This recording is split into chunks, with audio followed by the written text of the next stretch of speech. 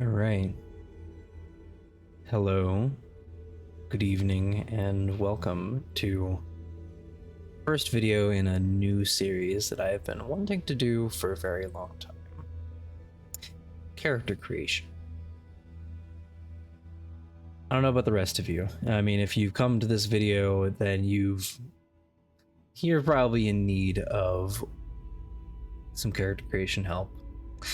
Maybe I sent it to you for a little bit extra, or you've happened upon it yourself.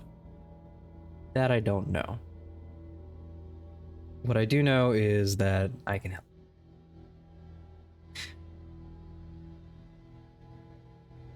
My name is Storyteller Redmane. I'm a Vampire the Masquerade, Werewolf the Apocalypse, Hunt of the Reckoning, a World of Darkness 5th edition storyteller on Start Playing Games.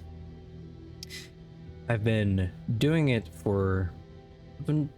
storytelling for 5th edition for quite a few years now.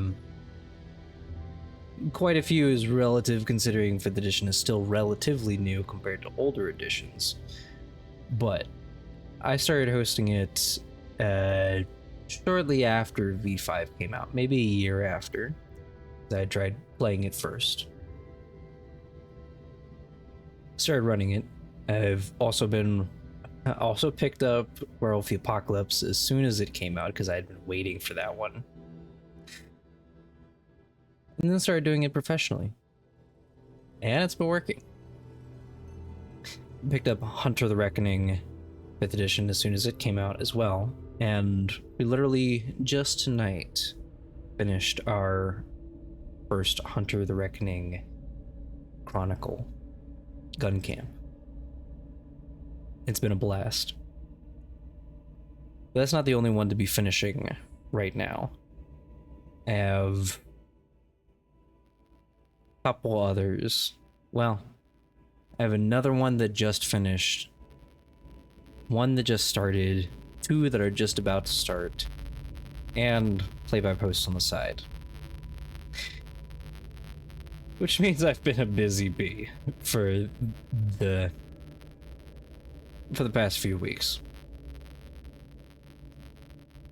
With quite a few things. NPCs, world creation, setting up some scenes, and story, of course, because story comes first with World of Darkness. But also with character creation help.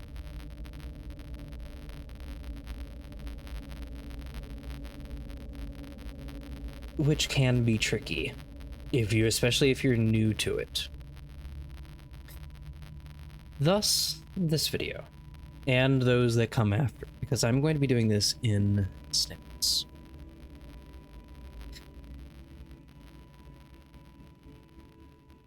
For a few reasons. For one, if you're anything like me, then you need to see it.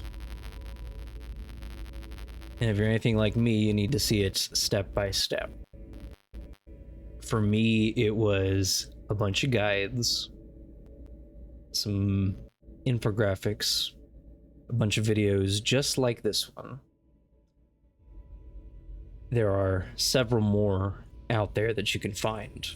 The one that comes to mind immediately is the character creation video done by Outstar. I forget which one that was for. Probably Vampire the Masquerade, because that is the most popular and most complicated of the three current splats. And while I could redirect people to those videos, I'm going to be doing this one partly to show you character creation, partly to show you the Foundry that I've been working on for the past over a year, and how to create a character in here. It's not all that complicated. It's actually really simple, and I much prefer it over using PDFs. And you're about to see why.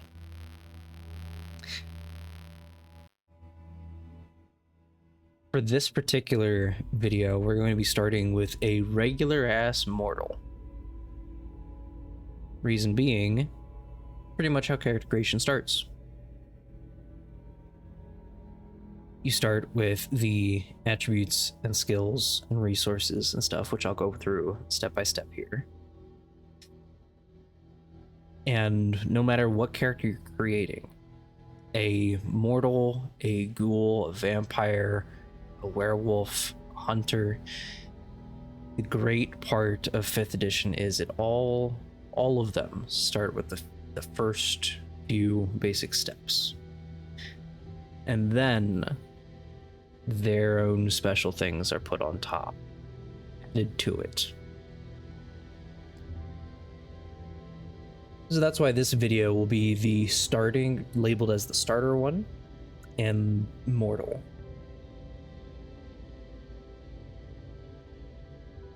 And also, you're going to see a slightly different view of the Foundry. Right here.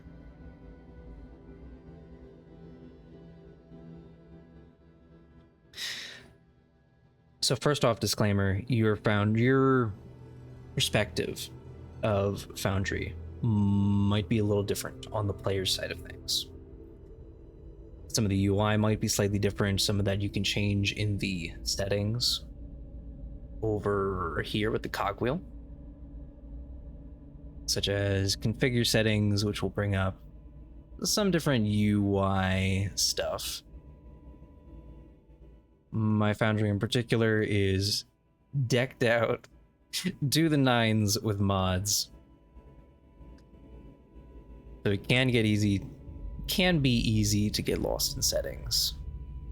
Luckily, it's not nearly that much stuff for you to worry about on the player's side.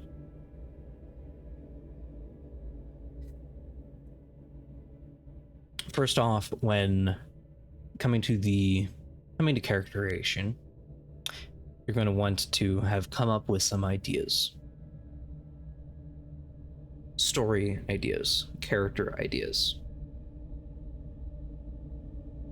Some different storytellers will either say come to the table with an idea, some will say up to 2 or 3 ideas. Either way, what's important is that you've got a character idea in mind. Whether that is a cop, a fast food worker cashier, a witch shop owner, or even just some dude. But you'll want an idea of some sort. When it comes to vampires, werewolves, hunters, yada yada, you can kind of start with the supernatural aspect and work your way back. How did they become a werewolf? How did they become a vampire? What introduced them to the supernatural?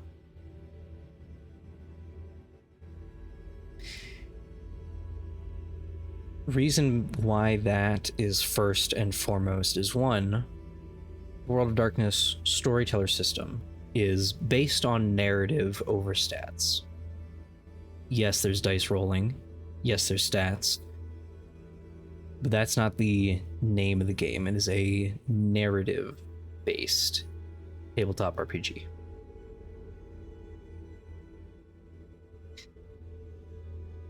Second thing is, once you've signed up for a game, once you've logged into Foundry, I'll be able to find you on permissions, get you a character sheet, and then you can start. Some chronicles that might also involve deciding what you want to play. For many of mine, I've shifted to entirely multi-splat to just give people more options.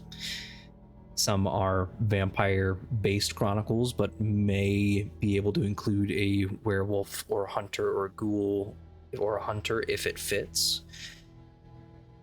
Our hunter game that just finished, for instance, was hunter-based, but we had a player playing werewolf at the beginning. We had a player playtesting some wraith stuff for me. We had somebody that ended up deep in the shit with changeling stuff.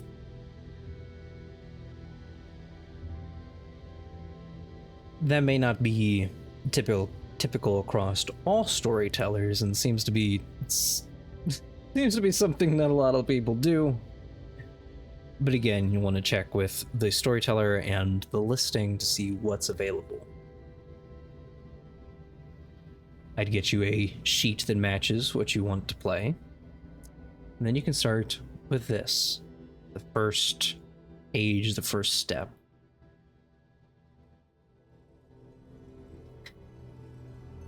For this, I'm going to be using my own little guide.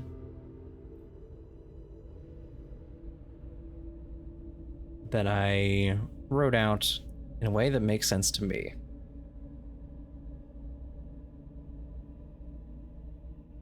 Now this is in Foundry. You can find it in the Journals tab, where I have a lot of info in here. For a few different reasons. One, so that players can find it, but mostly so that I can find it at a moment's notice without having to flip through rulebooks. If you are more of a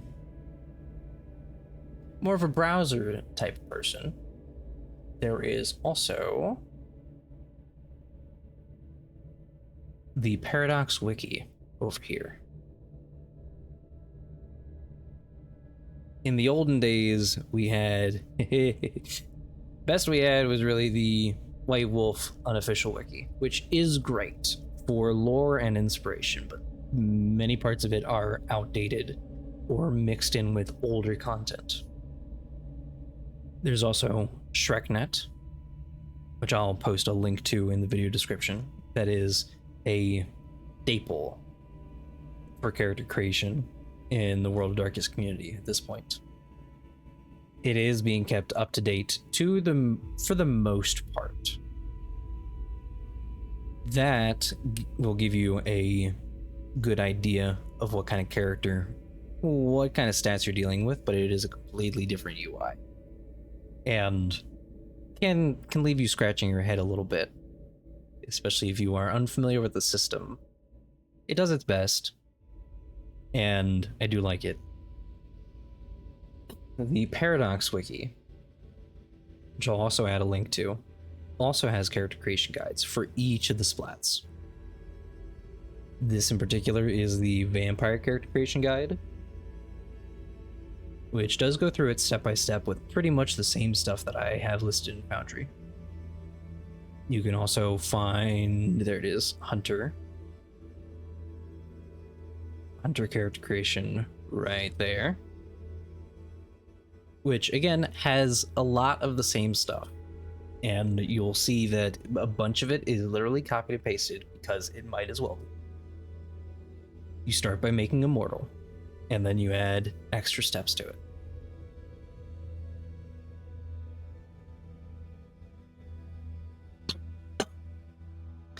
In this case, first step is character concept, which I think, for the joke, for the pun of it, I made Morty the Mortal. I'm going to run with that pun and make him not even sure if I spelled that right, mortician.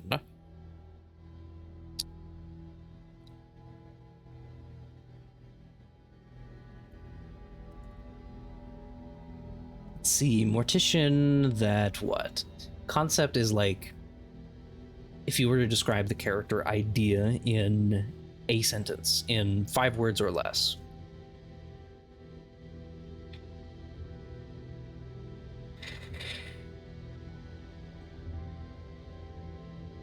Let's make him a mortician investigator. Also not sure if I spelled that right. Minor dyslexia. Let's make him a supernatural investigator, because why not?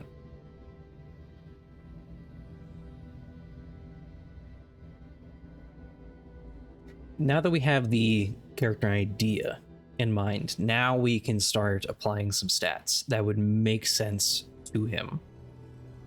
To dear Morty the Mortal here.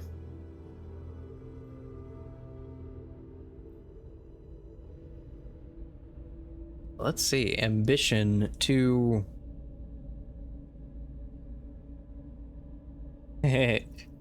scientifically explain vampires. Sure, what the heck. And his desire to cut into a vampire. So ambition and desire. Ambition is going to be your long-term goal, something that you might be able to explain during your time playing, might be able to achieve during your time playing the character, but probably not. An ambition in real life terms might be to get your bachelor's degree, get a car, get a stable career, settle down and have a family. Those are long-term, lifelong goals in some cases. Desire is going to be something that's short-term, something that you could achieve this week or next session, that kind of thing. To put this in system terms, when you work towards your ambition, you can heal some of your mental damage. I'll get to that a little bit more later. When you satisfy your desire, you can heal some of it as well. But again, more on that later.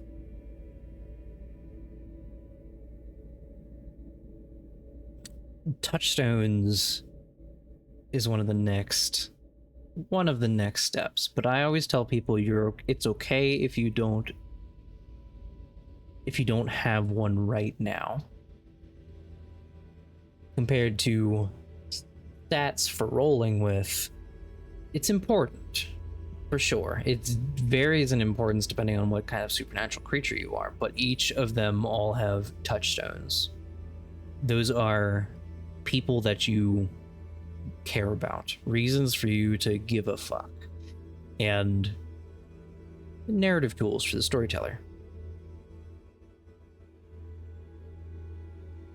In most instances, that's another way to restore some of your willpower damage, like these. Much like ambition and desire. From the narrative standpoint, though, they are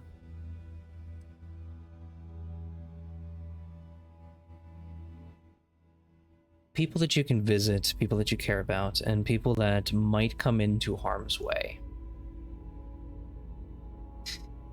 In this case, I'm gonna edit the box and put in, sure, you know what? Lab assistant,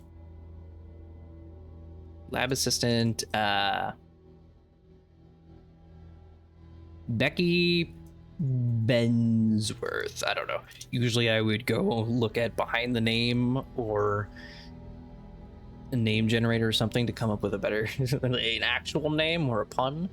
I'm just thinking of this on the spot.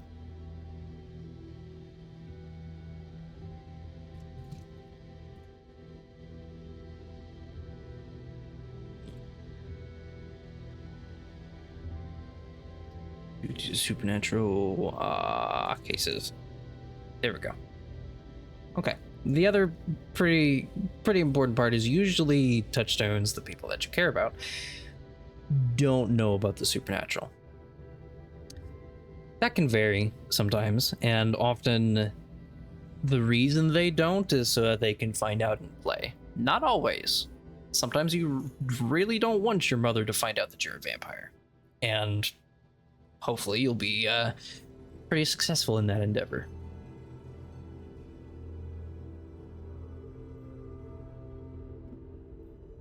In any case, if and when they do find out about your supernatural reality, then there's often narrative consequences, drama, which some people like more than others. Now we're on to attributes and skills. First up is attributes.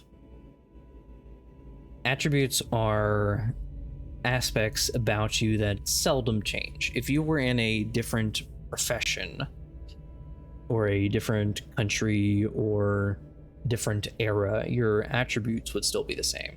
Say if Morty here weren't in modern day US, he was instead in medieval England, he might not have some certain skills, which are things that you've picked up along the way, but he will probably still have pretty high intelligence.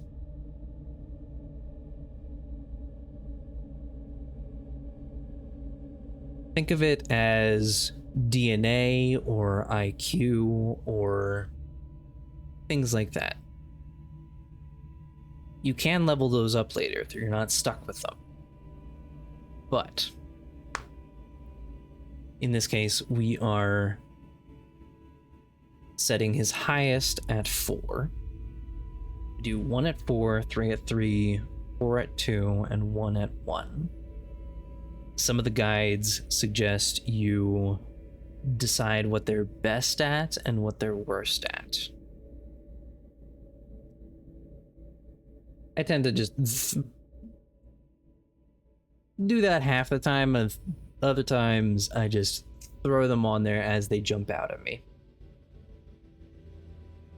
Going through them one by one for a quick overview, which you can find more about those in the book and in Foundry too. But for a quick overview, strength is pretty straightforward. That's your brute strength, your heavy lifting. Dexterity is your agility, your hand-eye coordination. Accuracy, that's going to be often used for dodging, sometimes for firearms, but not always. Not often either. Firearms is often composure, but dodging comes up a lot. Stamina is your endurance, your long-term endurance. How long you can go in a fight, how long you can stay underwater, how long you can keep running on a marathon. And stamina is going to determine your health bar too. That's one of those traits that determines another. There's only a couple of those. Charisma over here is your force of presence. That can be used oftentimes for any kinds of social attempts to sway others. Say persuasion charisma, or persuading or rizzing up someone, flirting, that kind of thing. It's also used in the counter in scaring people or just having a strong presence in the room, strong aura. That's charisma. It's not necessarily good looks. It can be, but there's another trait for that we might get to later in advantages and flaws. You can be a ugly motherfucker and have high charisma just because you know how to present yourself. Manipulation is more cunning, more accurate. Knowing how people think. You could be really poor at everything else. You could be ugly, have no aura, but you know how people think. That's manipulation. That might be used to sway a conversation in your favor or get someone to think that it was their idea to go out into the battlefield first. Or, in many cases, lying. which, depending on who you are in the world of darkness, is going to be very important. For some more than others. Some supernatural, some characters have different ways of, covering up who and what they are. Whether that's vampiric powers or, killing them before they ask questions.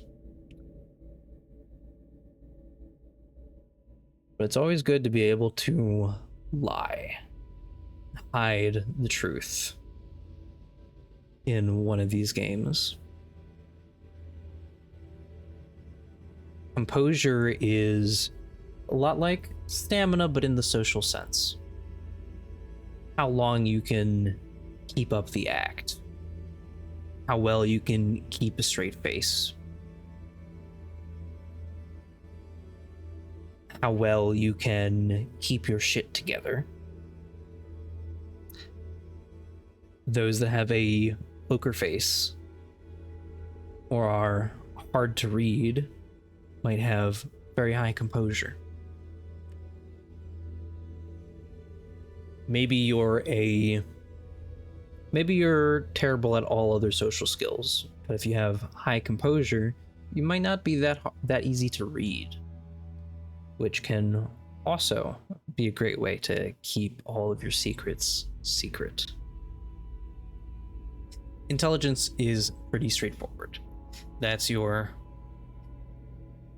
IQ.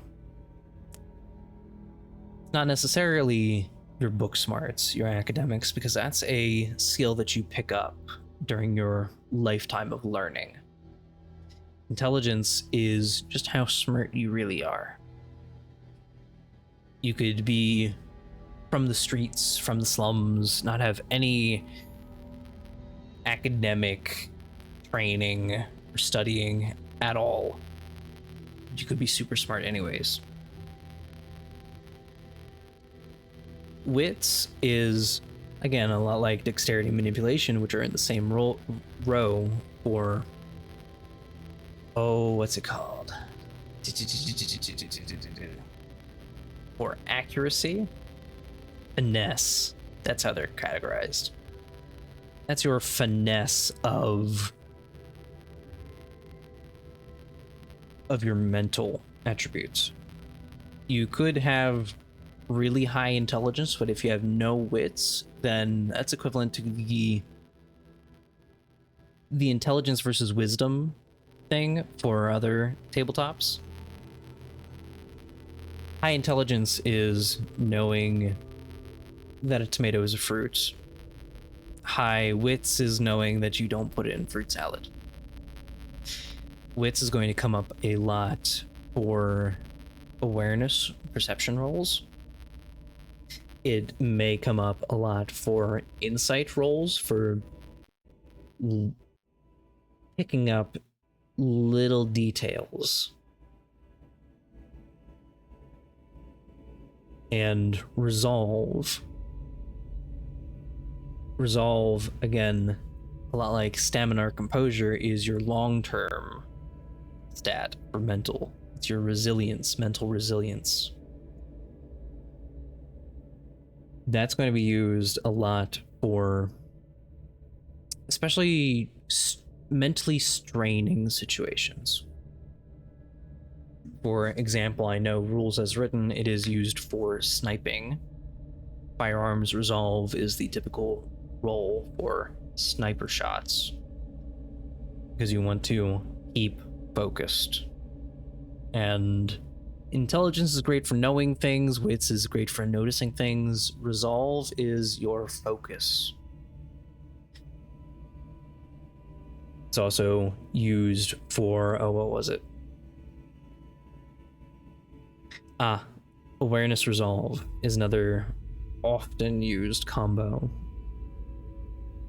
Awareness wits might be used for noticing things in the moment, but if it's raining and there's traffic and there's loud music and someone's talking to you in your left ear while you're trying to figure out if that really was a owl in the distance, probably going to be using awareness resolve because you have a lot of distractions and you're trying to focus.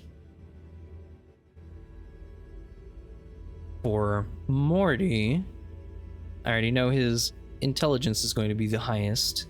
He's going to have to be, well, I'd prefer him to be smart for his particular job. I think he would also have, let's see, 3 at 3. I'm gonna make that composure and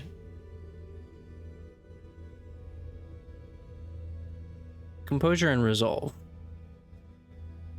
I think if he's gotten this far in the mortician field, then he's got a good poker face and can focus, which is going to give him a strong stomach overall. He might not have the greatest social skills. He might be the cliche, typical, I'm better working with the dead kind of thing.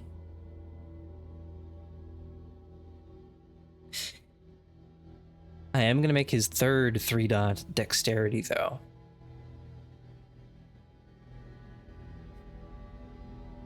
Four at 2 and 1 at 1, which means the rest of them, except for 1, is going to be 2 dots. I'm going to give him a little bit of strength. I'm going to give him... He's probably going to end up a little bit mental loaded.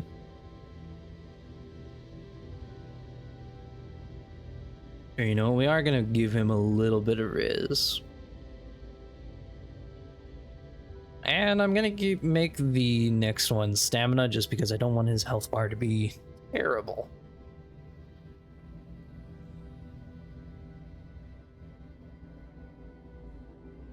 Now, you know what? I'm going to put in manipulation just so I can show you guys what that does to his health bar.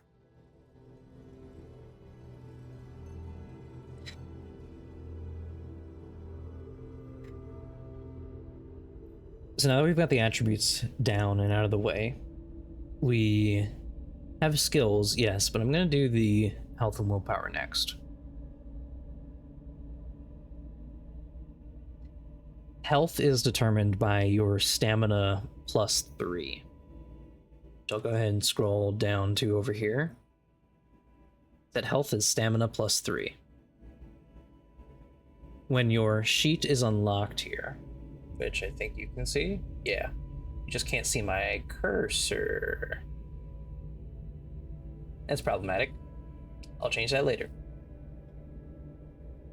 This button down here unlocks the sheet. Lets you change things around, which I'm sure you've found by now if you've gotten this far. When the sheet is unlocked, you'll see some minus and plus on the health and willpower, because those are trackers that you can scale, and they scale with these attributes. Stamina is, or health is stamina plus 3. That makes his health 4. He's kind of squishy. He doesn't have that much health to work on with. So I'm probably not going to send him into combat intentionally. His willpower, though, is determined by composure plus resolve. His composure is 3, his resolve is 3. That makes his willpower 1, 2, 3, 4, 5, 6.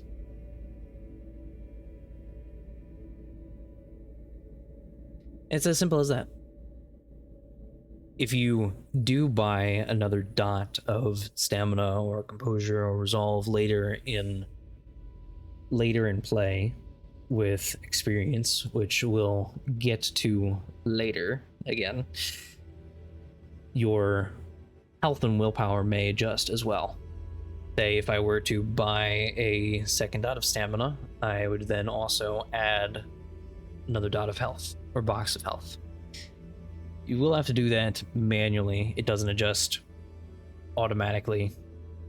And while it certainly could, that would be easy enough to program, there's some very specific reasons it doesn't. Specifically because of different merits and flaws that also boost or degrade your health bar. There's also some powers that might come into play that may damage or increase your health bar. So at character creation, that's how those are determined, but they may change later.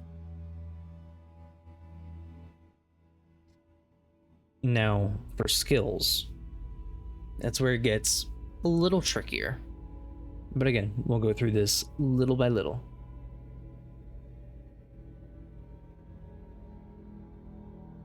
For skills, you've got 3 different layout options. And again, you can build onto these later in play with experience. Options being Jack of all trades, for someone who has done a lot but doesn't really specialize in anything. That will give you a lot of different skills to start with. Also means you'll, from the get-go, have a lot more roles that you have dice in, but those roles won't be stellar. If you are playing a character that it has kind of been everywhere, or one of the other layouts isn't giving you quite enough, Jack of all trades might be your best bet. That also means it gives you a whole lot of 1 dot. It says 10 skills at 1. Which can be handy if you want to be more of a support character, because of the help mechanic. In game terms, when one of your teammates is doing a role that could benefit from teamwork, and you have at least 1 dot in the skill, you can contribute a bonus die to their role. Caveat there is you have to have at least 1 dot in the skill. Which means early on in play, if everybody picked specialist, there might not be a lot of that. But later on in play, when the character sheets are more filled out, you'll see more of that. Balanced, meanwhile, gives you a pretty good layout for pretty much whatever you would be looking at. Again, none of the roles are going to be fantastic, but oftentimes balanced is going to give you as much as you're really looking for. That's the one I typically go for. Unless I have a specific skill in mind that this guy needs to be great at from the get-go, which is where specialist comes into play. Specialist lets you pick a skill at 4 dots. You'll notice that 3, 3, and 3 is nowhere near 8 and 10, because higher ranking skills are more expensive to buy in the long run. Now again, that can be great for if you want to be good at a particular thing right out of the gate, and you can easily fill in the other little things bit by bit as you play.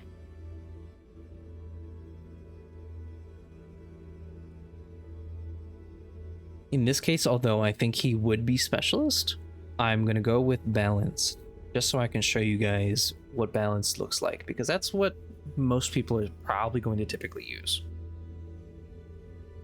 First thing is 3 skills at 3.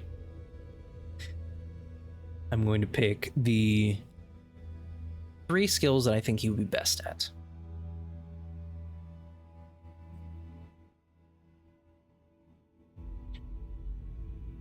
And I should go over the skills too. I will go ahead and go over those. If you already know them, obviously you're free to skip forward in the video. But for those of you that don't, I'm going to go through it little by little here. Especially because these are questions that come up a lot. Some of these are pretty obvious. Starting with physical, again, athletics is pretty obvious. That's how well you can move across the field, whether that's running or jumping.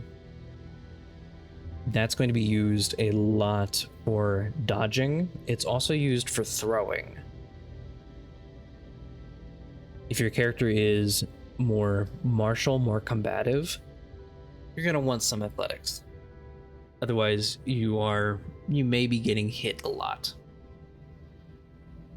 Brawl is one of the combat stats, one of the often used combat stats. If you're playing Werewolf, Brawl is going to be used a lot if you're in any of your hands-on forms, especially Krynos. It's not completely necessary, though. It does come up a lot, but only if you put yourself in that situation or have to defend yourself hand to hand. There are other combat stats too, which I'll get to in a sec. Craft is one of the interesting ones. That encompasses anything that involves making things. You might say to yourself that cooking and weaponsmithing are wildly different, and you're right, but they do, just like many other the use of different guns are wildly different. It's all looped into the same skill.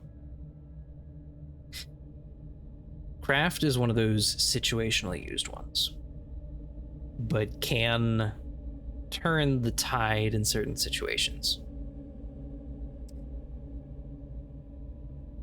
It's not used a lot, but it's often used for cooking, for certain kinds of ritual work that might involve the making of occult symbols or talismans.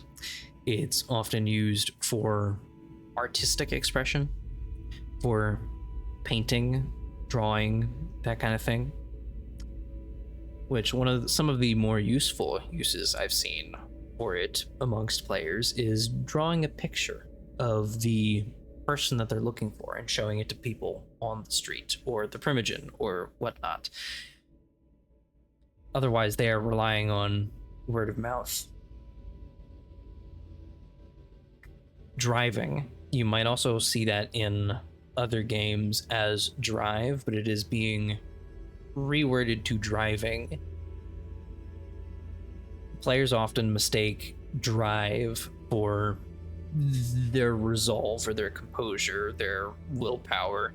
No, it's literally driving. It's often used for maneuvers on cars, in cars, motorcycles. It's also, again, a wider range, used in planes, helicopters, boats. If you find yourself in the situation, a carriage or wagon might use it. It's the general stat for steering and controlling things that go. Firearms is pretty self-explanatory. That's shooting. If you're doing anything with a gun, it's probably going to involve the firearm stat. Whether that's a sniper rifle, a pistol, or cannon, probably going to be using firearms. Now, strangely enough, not bows. Crossbows, yes, because that's still aiming and pulling a trigger. Rules as written, though, for bows, for archery, that's up there in athletics. Larceny is your breaking and entering, your lockpicking, if you will. That is going to come up, especially if you are trying to get into places that you're not supposed to be.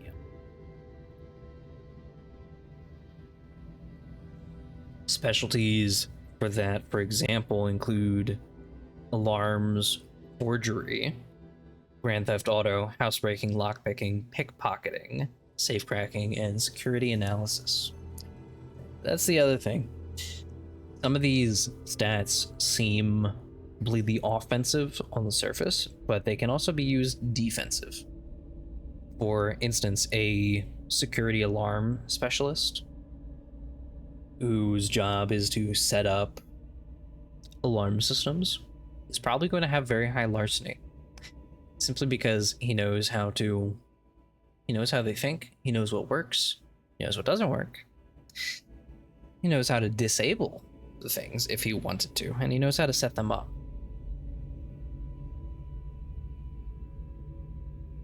So yeah, if you are, whether you are the cop or the robber, larceny is your stat for that. Melee is one of your other often used combat stats. That's for anything that you can hold in your hand and hit somebody with. Clubs, baseball bats, swords, knives, stakes, that sort of thing. Now, what attribute that is paired with for a roll varies depending on what the weapon is. Usually, whether it's a heavy weapon or a light weapon. It's often determined by how many hands you need to hold it. If it's a knife or a one-handed sword, it's probably going to be using melee dex. If it's a heavier weapon, like a two-handed sword, a club, a hammer of any sort, it's probably going to be using melee strength.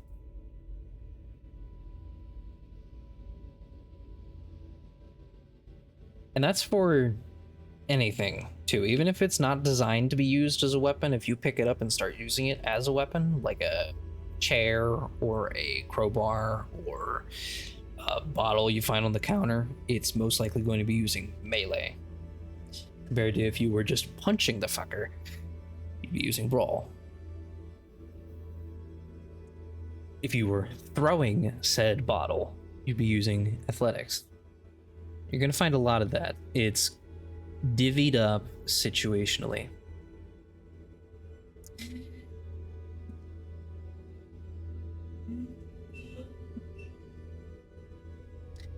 Stealth is a fun one. Stealth is how sneaky you can be, how silent your footsteps can be, but also your general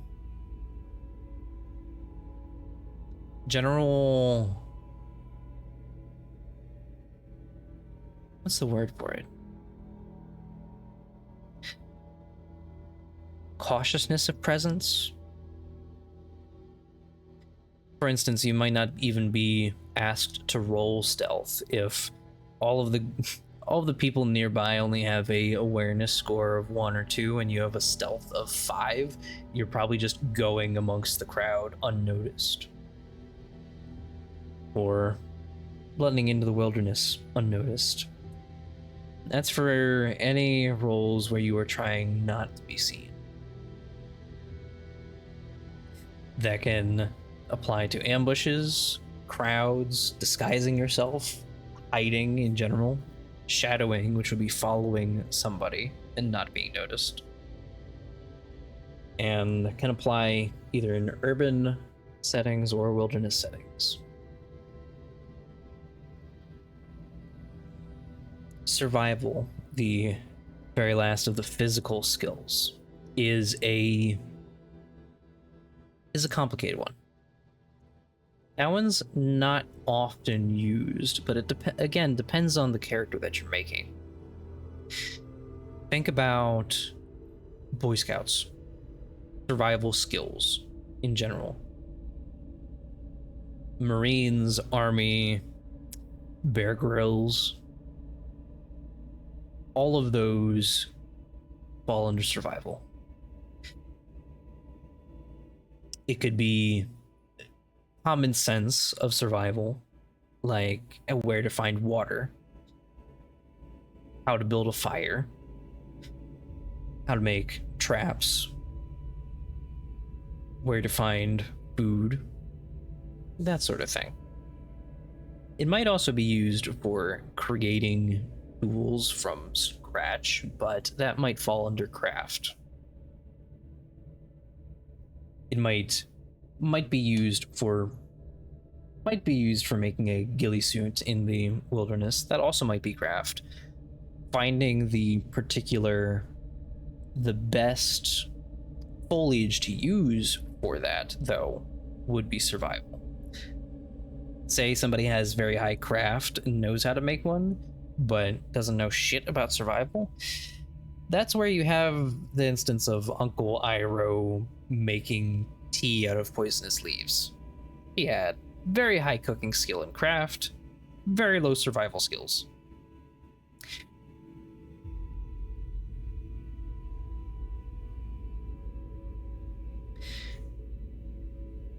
Which brings us to the social skills. Before I do that, though, I've been going for almost an hour. I'm going to take a short break, and I will be right back to this.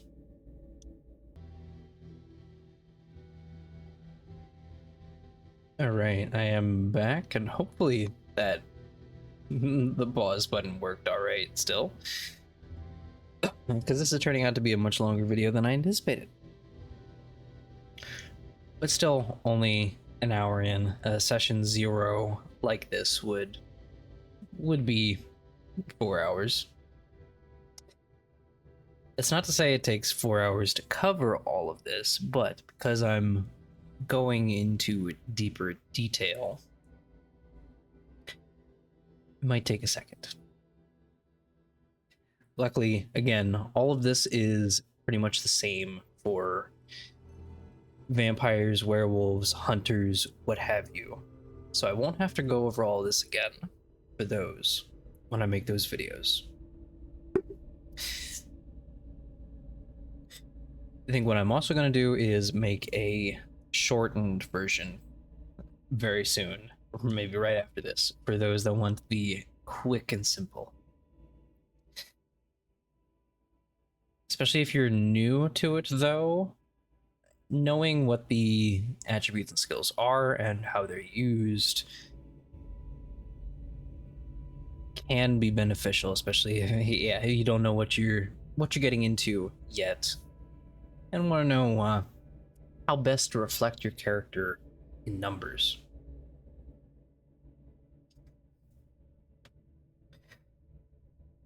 So getting into the social skills. These are often skimped on compared to a lot of the more physical stuff. But again, it depends on your storyteller and it depends on the story. If it's going to be using a lot of social stuff or not. For instance, games that are more combat driven, where you know you're going to be in a lot of difficult and dangerous situations, you're going to want something to be able to fight with. That's probably a given in this world, this dark world to begin with. But social skills aren't to be ignored either. They again come up situationally, whether it's a ballroom dance, a masquerade party, a meeting of court politics amongst the Camarilla, the Ivory Tower, the Bay Court, sept meetings at local moots. If you are digging into the supernatural cultures of those that live in the world of darkness. These are going to be your bread and butter. Now again, starting from the top, Animal Ken is your Beastmaster stat. It's your understanding of wildlife, of how animals think and behave, and how well you get along with them. If you want to be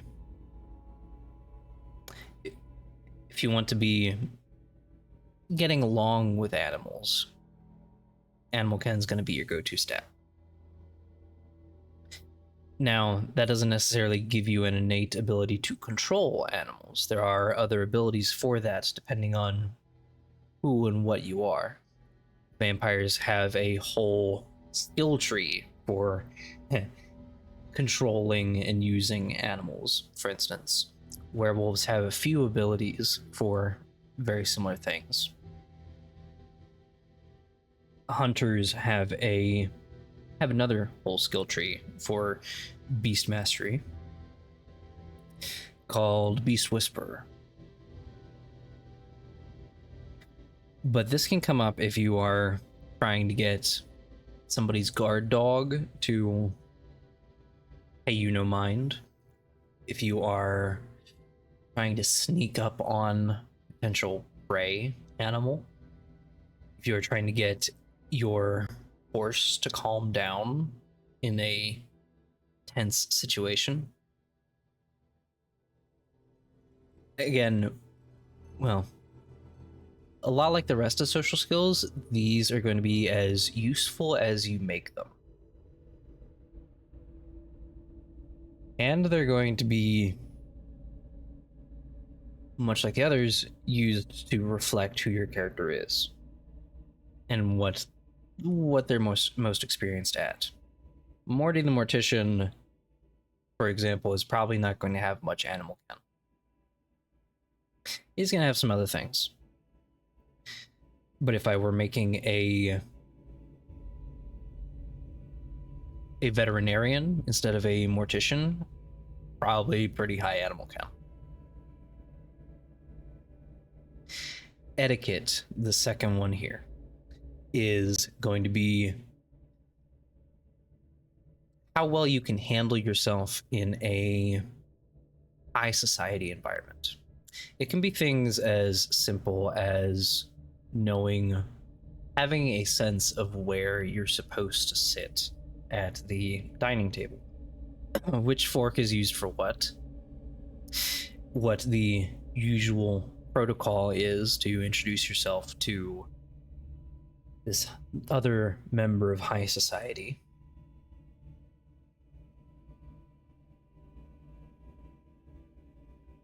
In terms of specialties, this especially can be specific to whatever your supernatural culture is, whether it is vampire politics, guru debates, hunter protocols, though that might fall under streetwise.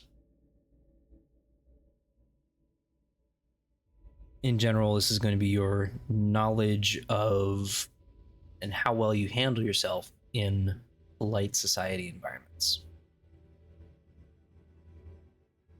Morty might have a bit of that, especially if he doesn't have a great level of charisma. He might be best at the blunt but appropriate responses. Insight is one of my favorites. For instance, that is the social equivalent of a perception check.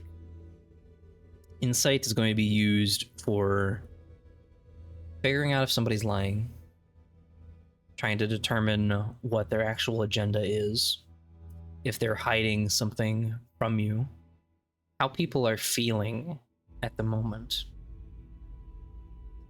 And in some cases can be used actively as well, such as with Insight Charisma is a rules as written combo for getting somebody to loosen up. Insight Wits is the typical checking on somebody to see if they're lying or how they're feeling. Insight Charisma is seeing how somebody's feeling and then using your force of presence to get them to loosen up, have fun.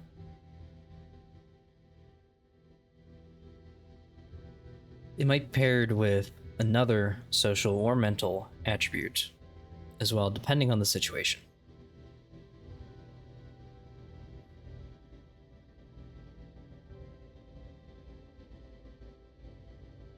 Some of which here are listed out as possible specialties, which again, these are examples. There's plenty more.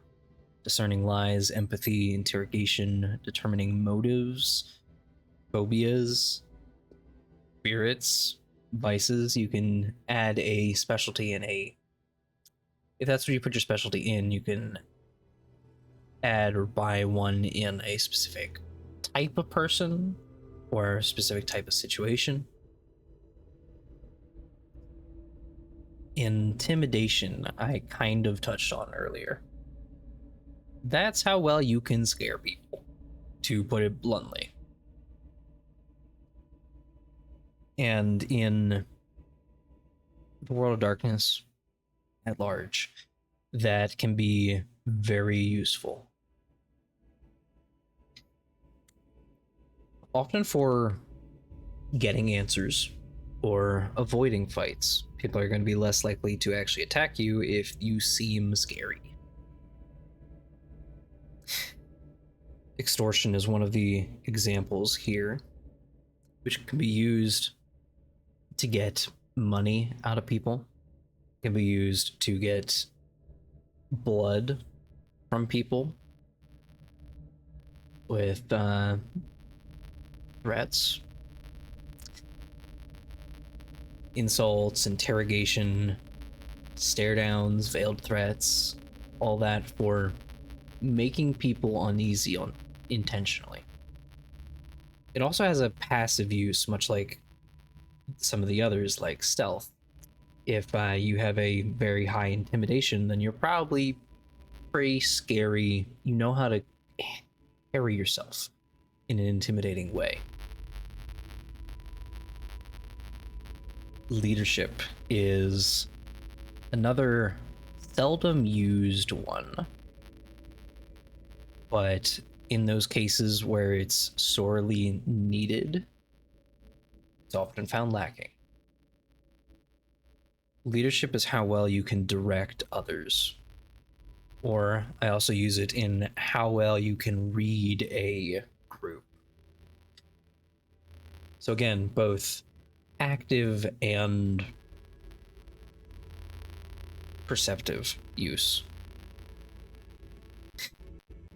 If you have a high, and the passive use, if you have a high leadership, people may be more likely to look to you for guidance, look to you for answers and direction.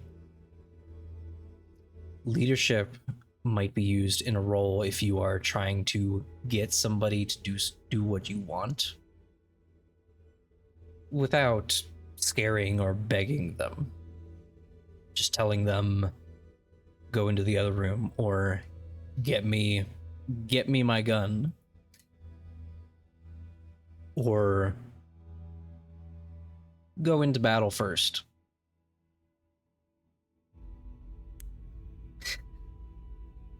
I can see that being used a lot, especially if you are leading other NPCs. If you get to the advantages and flaws section that we'll get to later and get a bunch of allies, they'll be willing to help you, sure, but it definitely helps if you have leadership, because they won't put themselves in harm's way intentionally just for your sake. Not always.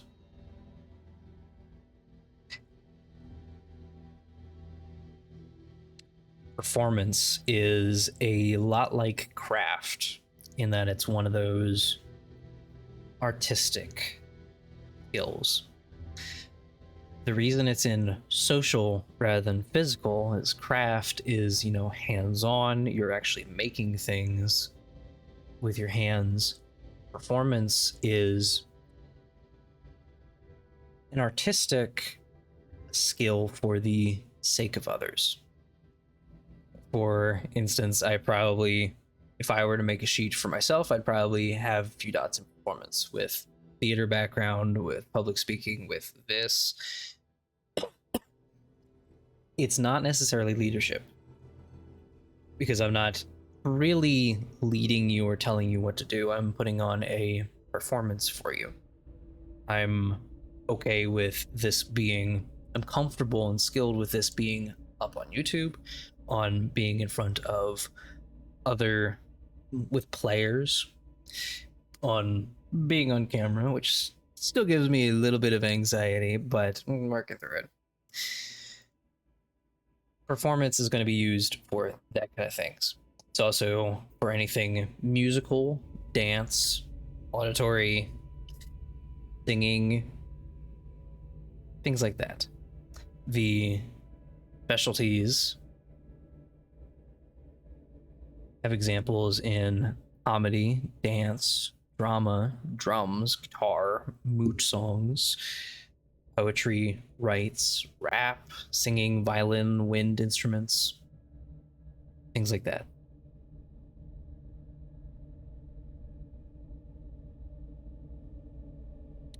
Persuasion is a often used social skill.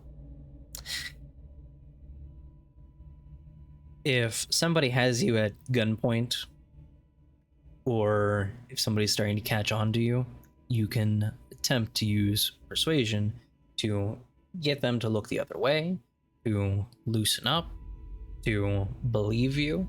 If you are trying to get somebody to come around to your point of view in the honest way, persuasion is probably going to be the go-to skill.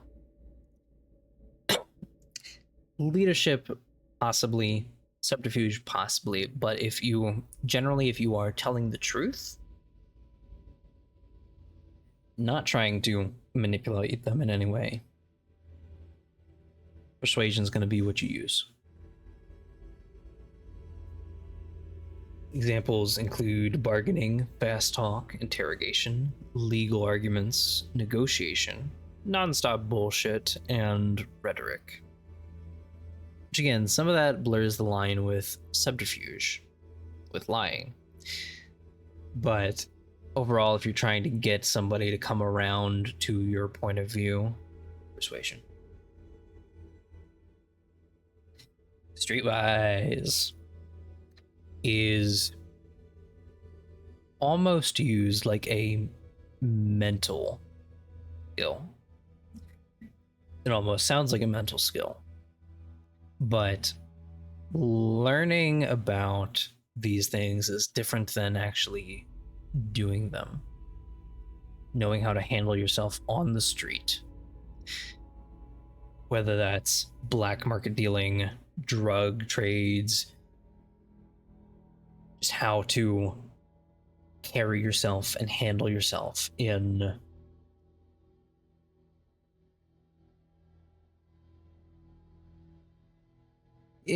illegal instances. It's gonna be streetwise. It's gonna be things like slang, graffiti, code words, general gang style, things like that. For example, specialties are going to include arms dealing, black market, bribery, drugs, fencing, stolen goods, gangs, pretty much anything with gangs, graffiti, sex trade, or the best parties. Which you can imagine what that might mean. And last but not least, for the social skills, subterfuge. That's lying. That's pretty much just lying.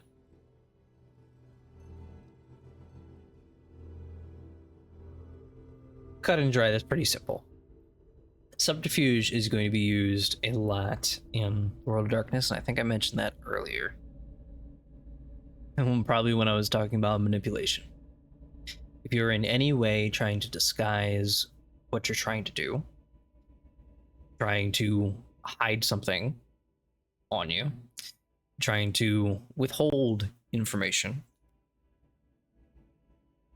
that's going to come down to subterfuge. Which I doubt Morty would have. Well, he might, especially if he's tapping into the supernatural.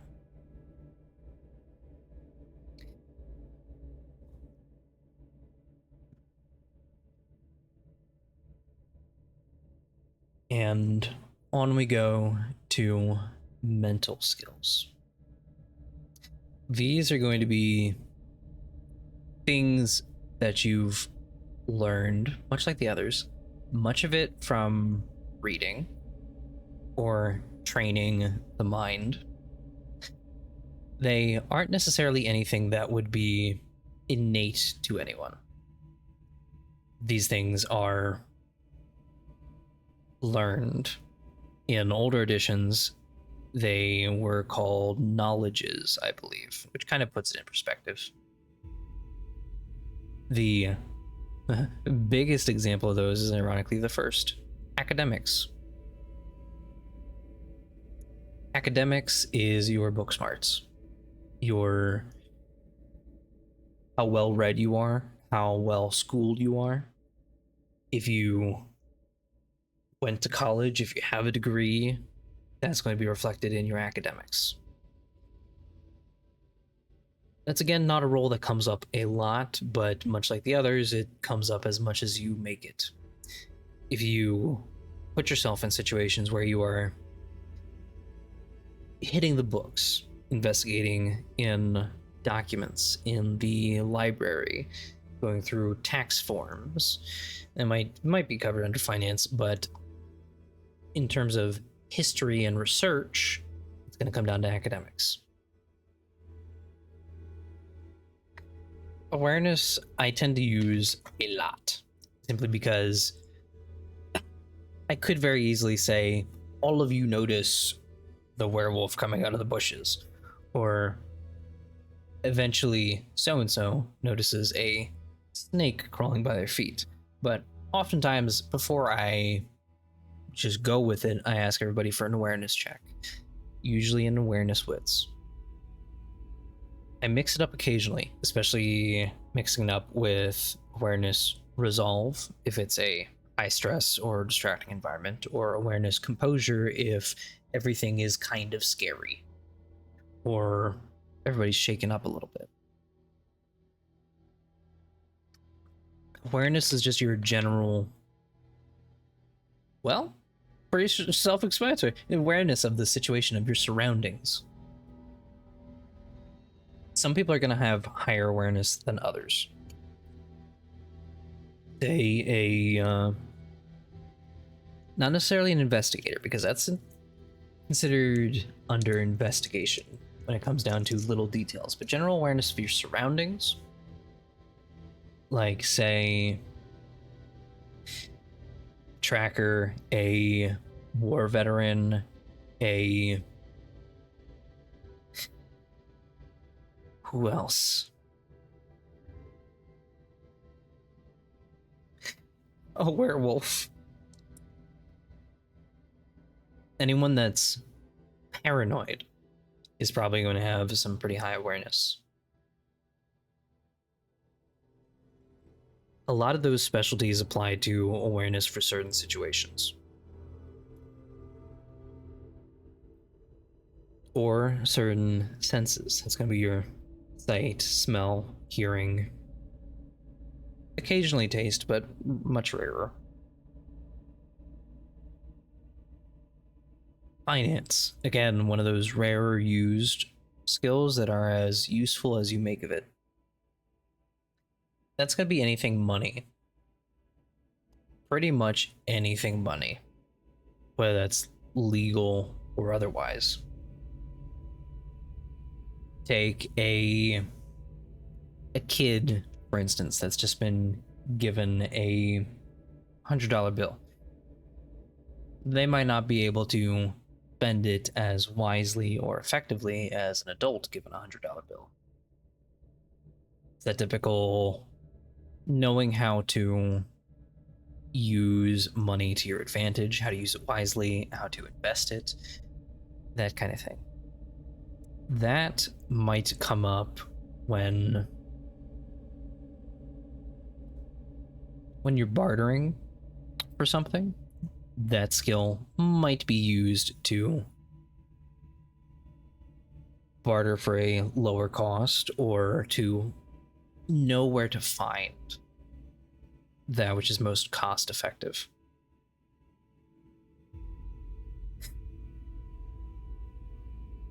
The specialties here are interesting and a little funny.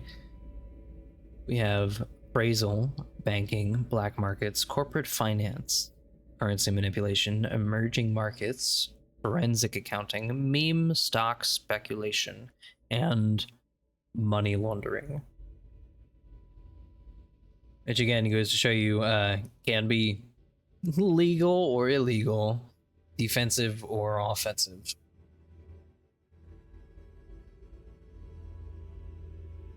Investigation. That's going to be similar to awareness, but it's going to be focused on clues, details, rather than things about your environment that you notice. It's going to be the little things that people usually wouldn't notice. In this case, think about Sherlock Holmes. Pretty much any of the Sherlock Holmes media. Whether that's a boot print on the floor, a smudge on the wall, a injury on a body, that's going to be investigation. Awareness is good for noticing things in the here and now that's around you. Investigation is good for figuring out what happened, who was here, and deciphering those sorts of clues. For example, specialties include criminology, deduction, forensics, missing persons, murder, racketeering, and traffic analysis. Which, again, those things don't sound like things that you might use, but it depends on the character. And the situation. Medicine is a very useful one. Depending on what supernatural you are and who you're trying to help. Medicine is your overall knowledge of health, of helping people, whether that's first aid or things more intense and involved like surgery. In general, that's going to be used for knowing how to heal people, knowing what drugs are what's useful.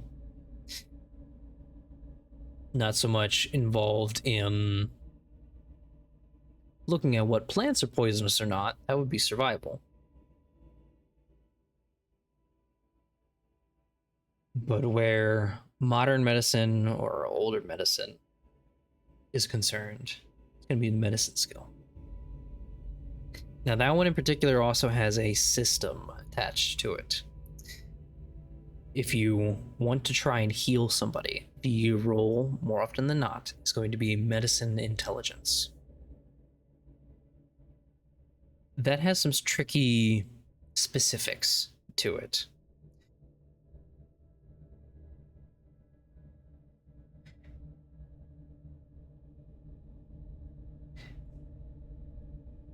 For one, the way health works. You've got superficial, which is marked as a slash, and you've got aggravated, which is marked as a cross, an X on your sheet. Healing that damage is far easier for superficial. Once it's turned into an aggravated, then it's far more difficult. The ways of healing those can vary depending on your supernatural type. Superficial in general just heals over time. Unless you're a vampire and then you suck, and then you have to heal it manually because you're dead. Aggravated, though, takes a lot more effort. For those that are alive, they benefit from medicine rolls, that medicine intelligence.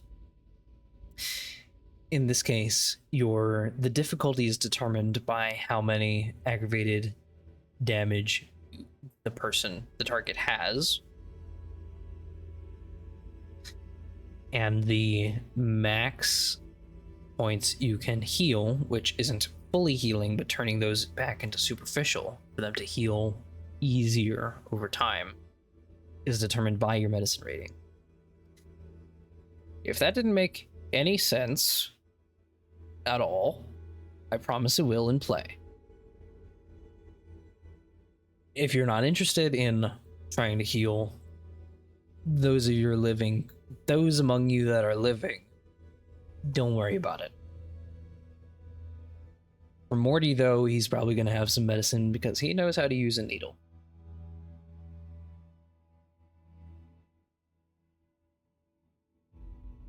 Occult. Occult is your general magic skill. Now, that doesn't give you the ability to use or cast magic any more than it would give me the ability to use or cast magic. But occult is your study of the supernatural. It's your general knowledge of that which is not normal. For some, that may be very specific fields of study, like ghosts or spirits or ancient folklore or all things werewolf in my case. That's going to come up that's going to come up a lot, I'm not going to lie. World of Darkness is a modern day supernatural urban fantasy environment. The whole name of the game is that you are in a world where vampires, werewolves, ghosts, demons, fairies, mages, and way weirder shit exist. So occult's gonna come up a lot once you learn a clue and you learn a name, Nektuku or Toyota or what else? Gaia. Anything you find in the supernatural section of the library is going to be under occult. That said, I'm not saying it's a necessary skill. Again, World of Darkness is a narrative-focused game. You don't win World of Darkness. You play World of Darkness. And for some, that means playing a character that doesn't know squat about the world that they're in and fucking around and finding out. In this case, I might give Morty here a couple, one or two. I imagine if he's a mortician, then he's probably read some stuff, but he's not a witch shop owner. He's not a medium. And he's not a full-fledged supernatural investigator yet. As he learns more, I may level up that skill. But if your character has a reason to know about shit other than what they are, go for it. especially if that in any way involves alchemy, fairies, ghosts, Goetia, grimoires. Metaphysics is a good weird alternative that you wouldn't think of. Parapsychology, spirits, or spirit worlds. Politics is going to be a lot like etiquette, but where etiquette is knowing how to carry yourself in a high society environment, politics is more of the back end. Somebody could be very high etiquette, very prim and proper, and not know how voting works. That's politics. In the same vein, somebody could be a literal politician and they're probably going to want some etiquette, but if they have very high politics, know how governments operate, but have very little etiquette and other social skills, well, that's where you get radio hosts and such.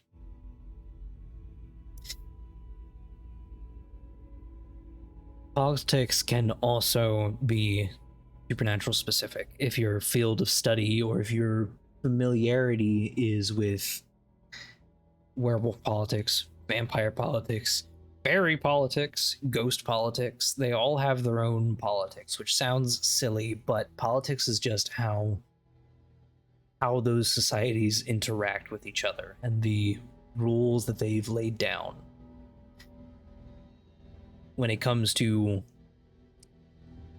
trying to determine who's going to make what move and what moves will be best to make or worse to make, that might be a politics intelligence.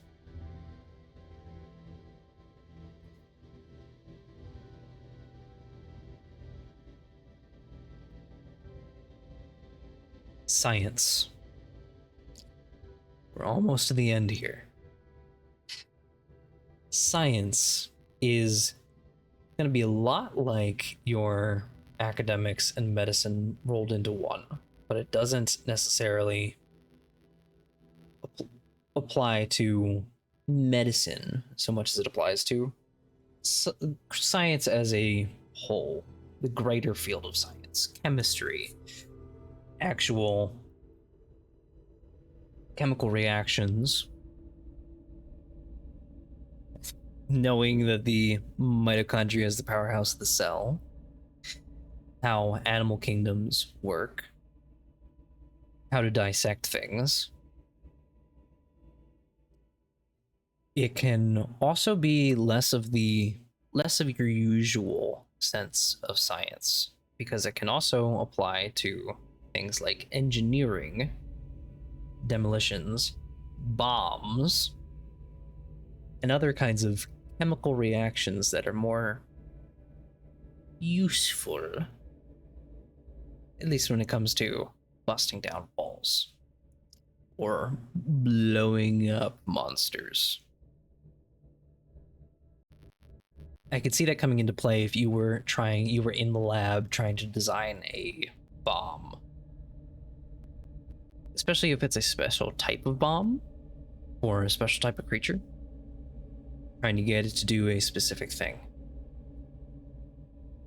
You could try doing that with craft, but that would be knowing how to make the shape of a bomb. Yes, you can make it look like a bomb, but if you wanted to do bomb things, that comes down to knowing how bombs work, knowing how explosions work.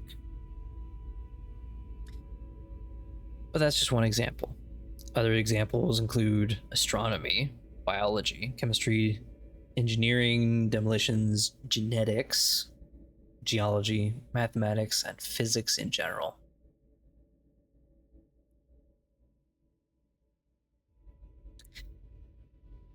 And now technology.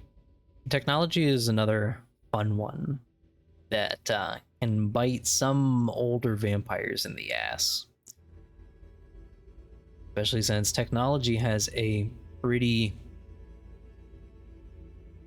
big presence in the modern world. as of the recording of this video, AI is just getting better and better and scarier at this point. I can't tell with half the things on Twitter. I'm sorry, X. If you have no technology, you're probably going to get fooled by most of those things. If you have very high technology, maybe not so much.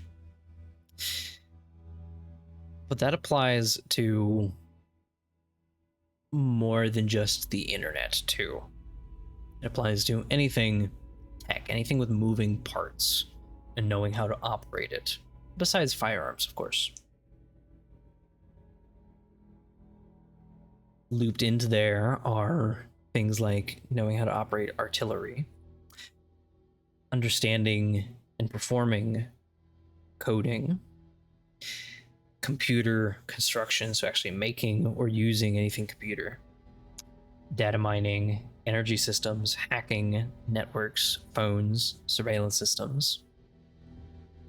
Which for that one, for instance, there are some pre-made, some rules as written. One of them is bombs. Like we were talking earlier with science. This one is a rules as written role for making bombs with technology intelligence.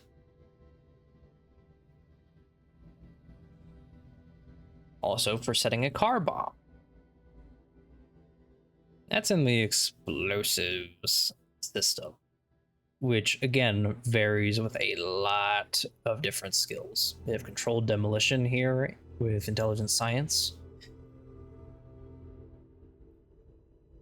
Creating explosive uses intelligence science. There's another one. Intelligence technology for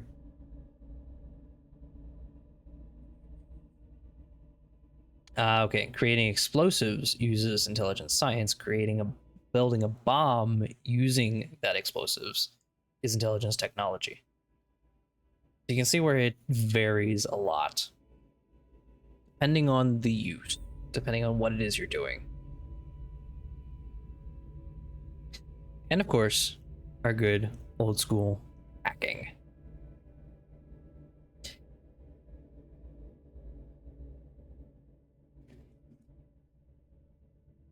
Now again, there's plenty others too.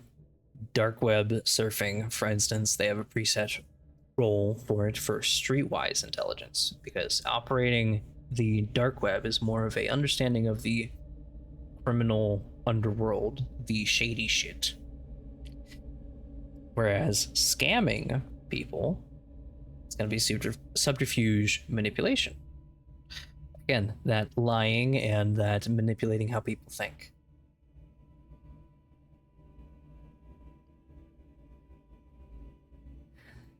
Now that we're done that, I'm going to assign Morty some of these skills.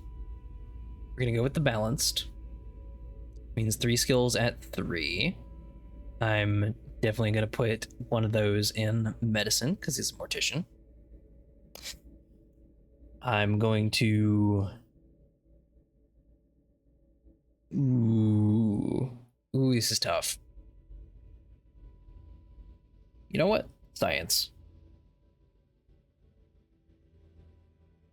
I think morticians work with a lot of chemicals. And you know what? I kind of like the creepy idea of him being very high etiquette, but very low any other social skills.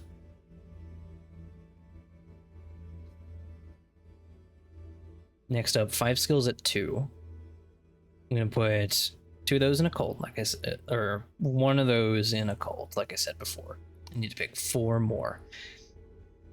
I'm going to pick investigation, because he'd have a general understanding of some different markings on the body and what they probably mean. Academics, because he's probably gone to school, I hope. 2, 3. We're going to do subterfuge over here as his 4th. And I don't think he can read people that well, but we are going to go ahead and put another one in melee. Because I want him to have a combat skill if he needs it. And he's a mortician. He's going to work with knives and needles and syringes. Shit. And probably, if he's figured out that he lives in the world of darkness, so far he's probably going to have a few stakes on hand. Which he's not going to be able to do much with just 2 strength, but don't tell him that. He'll be fine. And then 7 skills at 1. This is going to be for filling in some of the blanks. Things that I think he'd have touched on in his life. I'm gonna give him a dot in intimidation because the people that work with bodies is gonna be a little bit freaky. We're gonna do a little bit of Streetwise.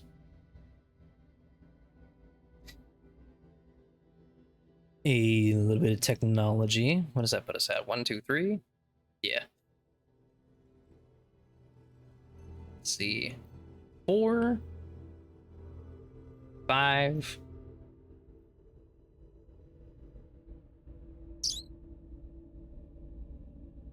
6. And craft 7.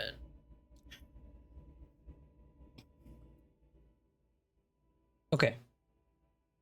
Now comes a fun part. Specialties. Specialties give you a bonus die if the role is being used in your certain situation that you are most familiar with using it in. You as in the character. For instance, a lot of those skills that I was scrolling through before had example specialties listed on each of them. Those are just examples. Your specialties can be in terms of a specific kind of tool or a specific tool that you're using, that you're most familiar with, a specific kind of vehicle in the case of driving, a specific kind of supernatural creature if that's involved, a specific society, or a specific style of use.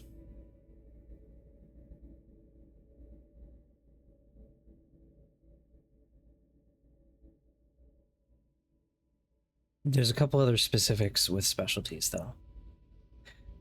For one, you typically have to have at least 1 dot in the skill to get a specialty. You can, rules as written, have as many specialties as you have dots in that skill. So if you only have 1 dot in craft, you can't go buying 12 specialties for every little instance under the sun, because that would be cheaper and unfair.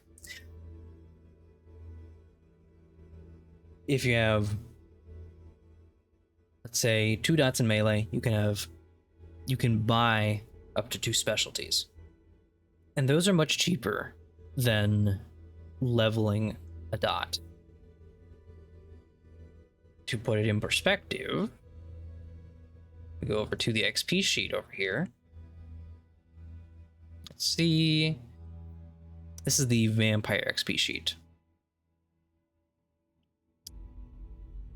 Increasing a skill, and I'll go over the XP a little bit more later, but increasing a skill is new level times 3. So if I were to level his melee to, well, let's pick a different one. If I were to level his etiquette from 3 to 4, looking at the 4th dot, new level times 3, so it'd be 4 times 3. It would be 12 XP to get a 4th dot of etiquette.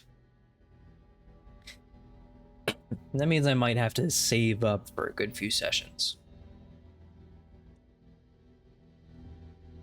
if I wanted to if all I wanted or all I was using it for was one specific instance, then I could buy a specialty for that specific instance for just 3 XP. But again, I only have 3 dots of etiquette. I can only buy up to 3 specialties for it.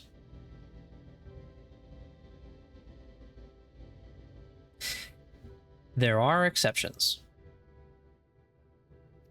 And those specific exceptions are when it comes to academics, craft, performance, and science.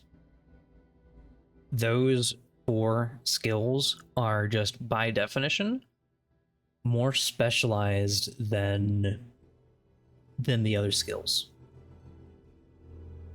If you've got any dots in those, then you've probably gained that by doing a specific thing. If you've studied in academics, you probably have a major. If you've got dots in craft, then you've probably got a particular art style that you do. Performance, same deal. If that might be dancing specifically, or singing specifically, or a specific kind of singing. The same deal with science. That's probably a field of expertise. For these, if you have any dots in the following skills, you take a free specialty in them. And then, regardless of who you are or what skills you got, you can also add a free specialty in a skill of your choice.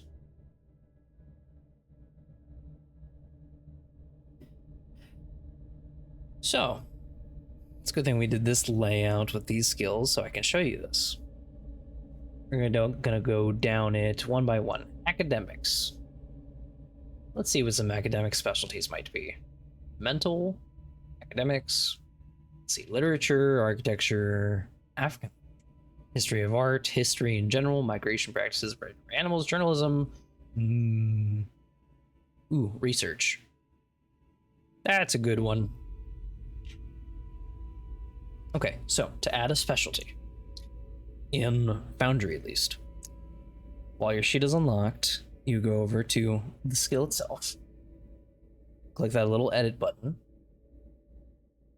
It'll bring up this window for academics. You don't really have to worry about this tab or this tab.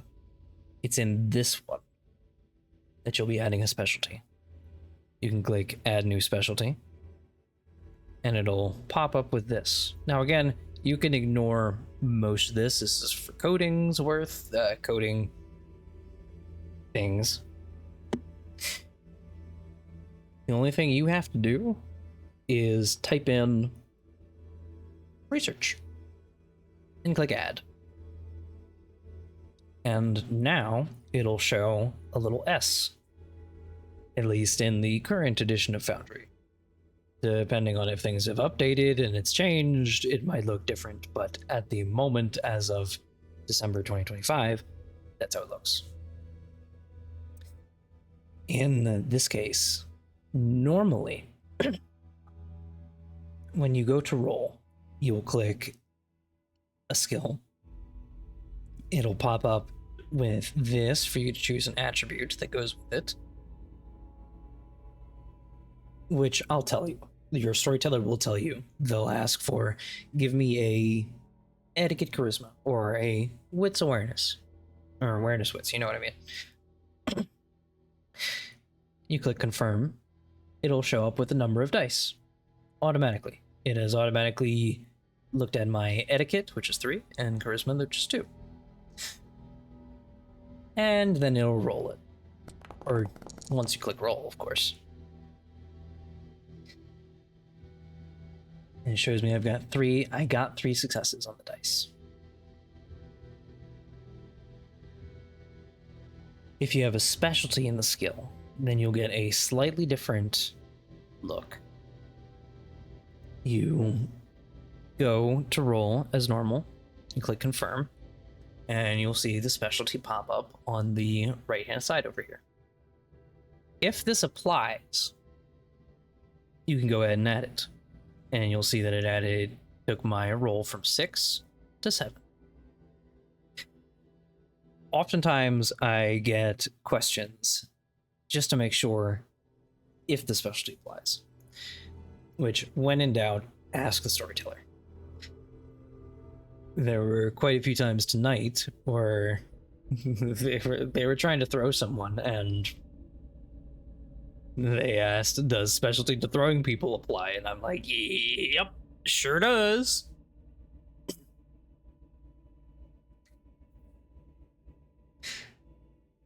Which, again, I could get another... One way to get another die in such a role would be to level my academics. But getting the third dot would be 3 times 3, so 9 XP. A specialty is just 3 XP. So a cheaper bonus die for a very specific situation.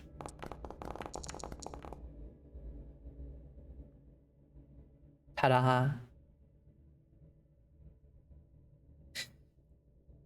Alright, let's finish this up. Craft. We're going to do a craft specialty for sewing. Performance, he doesn't have anything in, so we're going to ignore that. We do not put a specialty in there because we do not have the dot in it. If we later buy a dot of performance, then yes, we can put a specialty in it to specify what exactly that came from. Science, let's see, probably chemistry, I think, was a specialty for science. Let me go look. Yes. Which, again, you don't have to go by all of the specialties that are in the book. You can, and I often do, but sometimes there will be something that will jump out at you as, oh yeah, I want specialty in science to corrosive chemicals.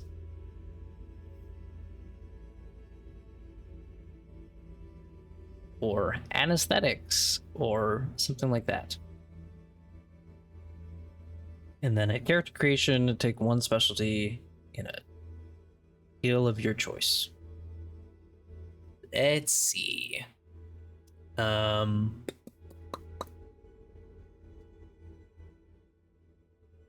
gonna do occult specialty in obscure undead, because there are undead I think would be too broad, because that would end up including vampires and other things. So that, I might say, it would be a too broad of a specialty. But obscure undead might be fun. Even if it doesn't always apply, it could at least help me determine that this type of undead is not an obscure undead, or if it is.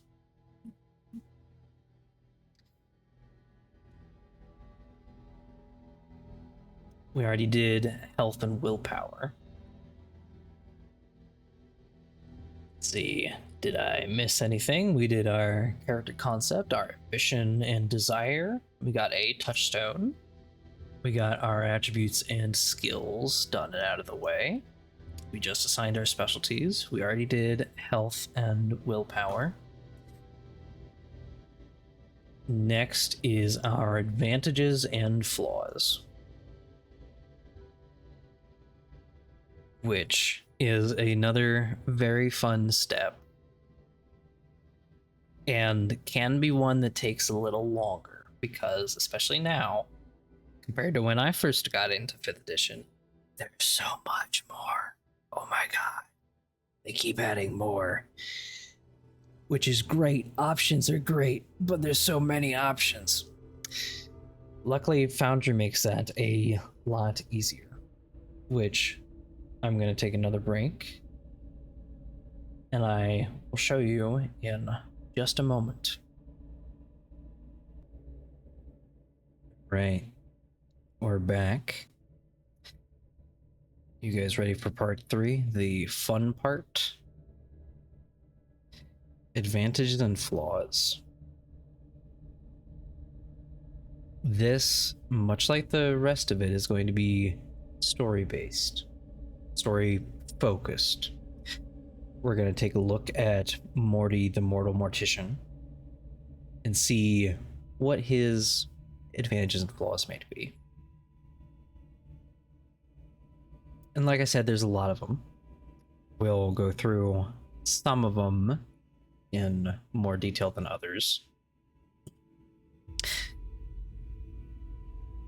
But first off, there's some important differences between the three different types of advantages and flaws. For one, advantage and flaw refers to the type of trait which goes in this third tab over here. On your character sheet, you've got the main page, the stats. You've got the second page for experience. We'll cover that in a bit. The third tab here is going to be where all of your advantages and flaws are going to end up. These are extra details about the character, whether that's good looks, your allies, your general standard of living, whether you have a house or not,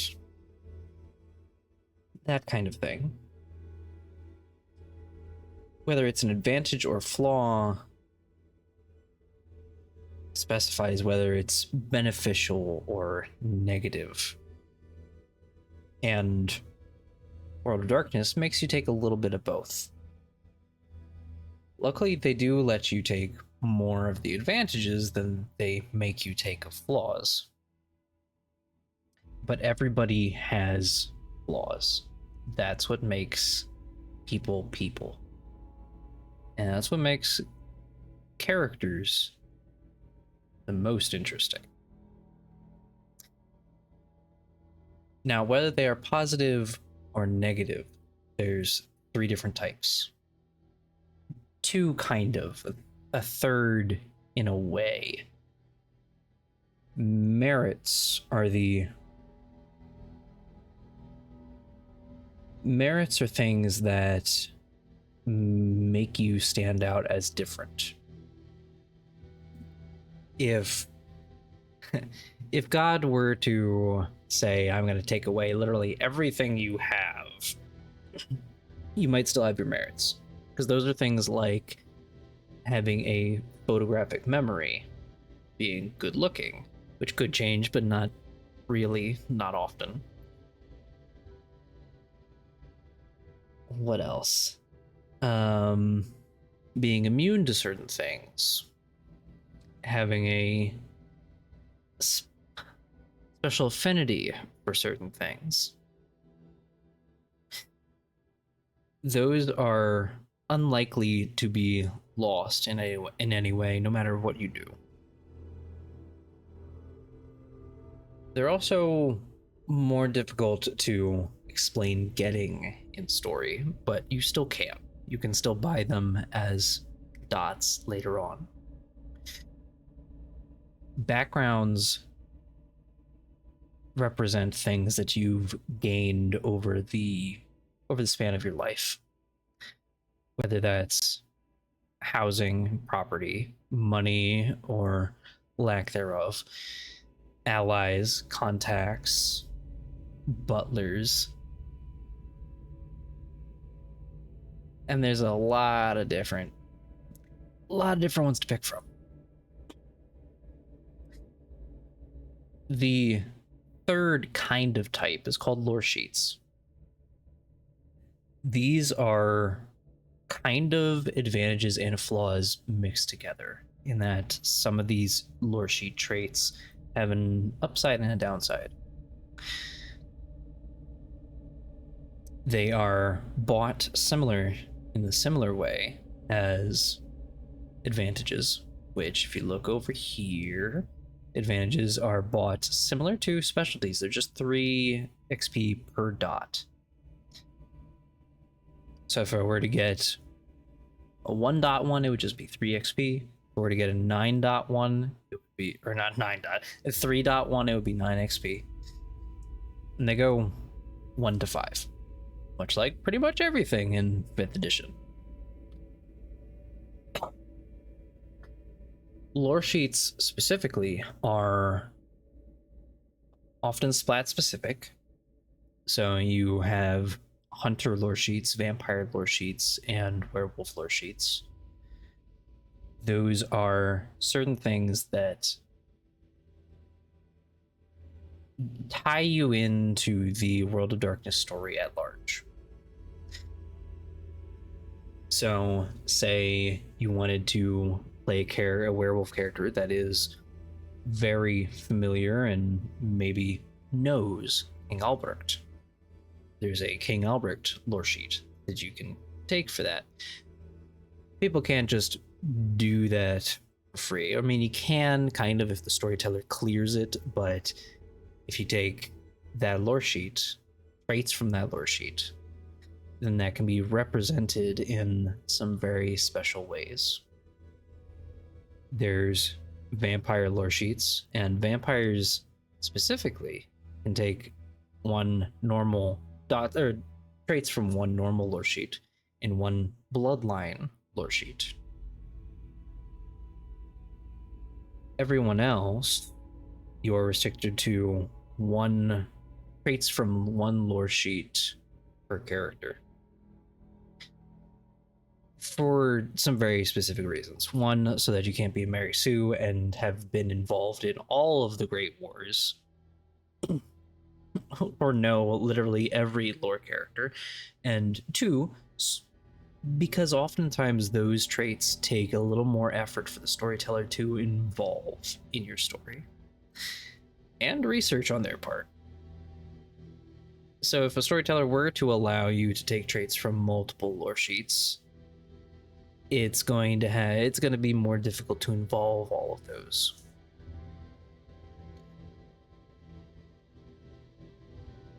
Morty, the Mortal Mortician, is just a mortal, so he doesn't have access to any lore sheets. He does have access to a lot of merits and backgrounds, though. Which, for one, depending on... I'll show you this first.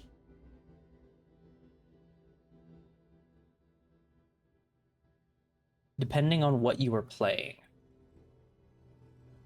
is going to determine what you have access to in terms of merits and backgrounds. Let's say you're playing a hunter. That's the closest thing to a mortal that we have on here. We're going to go over to the main page and look at advantages and flaws right here. Oh, cool. It does show my cursor on this one. Okay, weird. I'll figure out that later. This has a whole big list of them. And it doesn't have all of the details, but it has the basics that you would need to understand what it generally means. Many of these have extended information that puts it in further context. But you'll find that a lot of these are, again, copied and pasted throughout all of them. Let's take Cobbler, for instance. That is the merit that allows you to make fake identities and IDs. We're going to go to the werewolf one and the vampire one.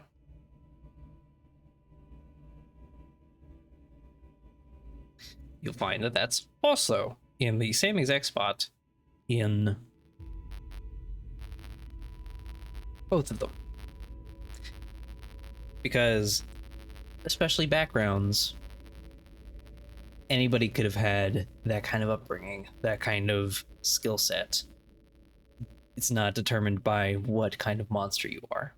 Merits is where that gets a little more specific.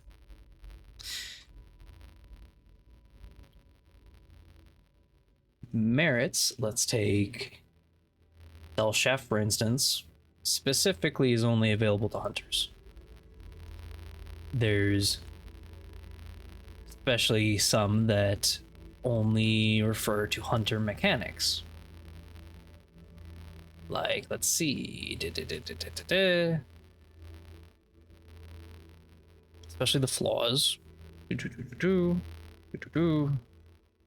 Dangerous knowledge refers to raising the danger level, which is a hunter system.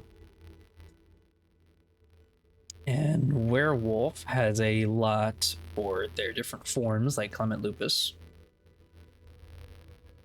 or additional ban. None of those will make sense unless you are getting into werewolf. None of those really apply unless you're playing a werewolf. Vampire has a whole shit ton of them, because vampire is the favorite child of the World of Darkness, the most popular splat, and easily the most complicated as well.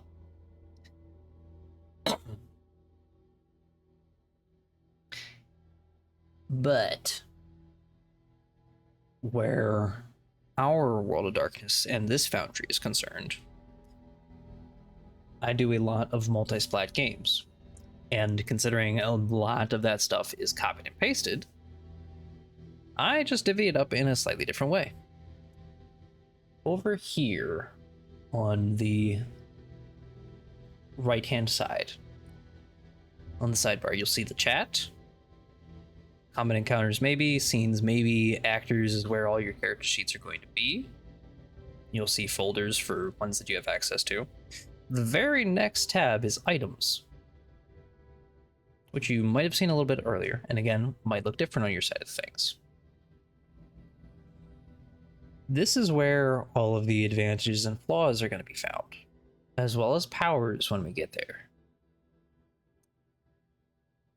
For Morty the Mortal, I'm going to have access to all the general merits and backgrounds, and lore sheets if there were any.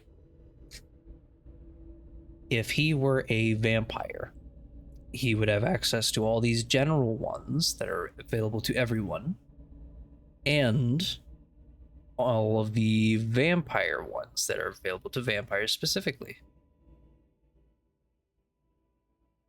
These aren't going to apply to him for a couple of reasons. One, he's not a vampire. The systems that specifically refer to vampire systems, such as Blush of Life, aren't going to apply to him. There's more story ones too. Well, that's humanity. I think all these are humanity. It's also humanity. Okay. There's some story ones as well that aren't specifically vampire system things, but are story-wise only going to make sense to a dead person. There's some wiggle room with that. If you see one that you really like and makes sense for who or what the character is, especially if your character is something unique, like if Morty weren't all completely human and I was playing him as something else, like maybe a possessed human, then there's some wiggle room there. You can always suggest or ask. In most cases, though, you can assume that you are defaulting to what your character has access to based on what they are.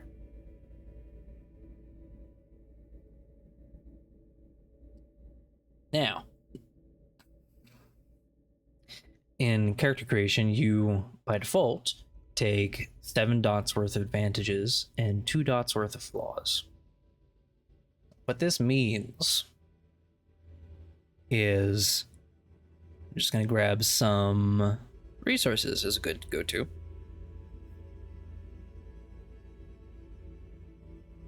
These are the dot ratings. You can see them on the right-hand side here where it says ... resources. You can also see them when you click and drag it to your sheet, which it's as simple as that. You just grab what you want, click, drag, boom, it's there. You don't have to input anything. It's already on your sheet. Done and done. Your greatest challenge here is deciding what fits your character most. And more specifically than that, what you want to get first. Because again, you can always buy these later on for 3 per dot.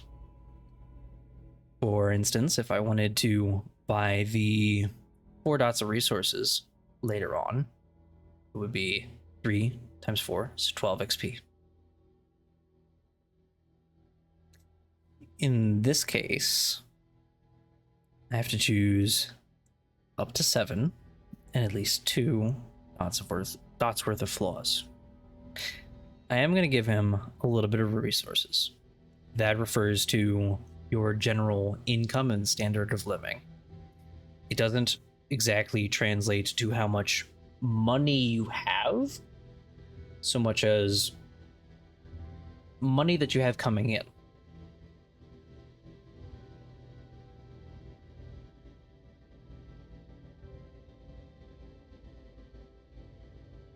Now that's a background, which means that if I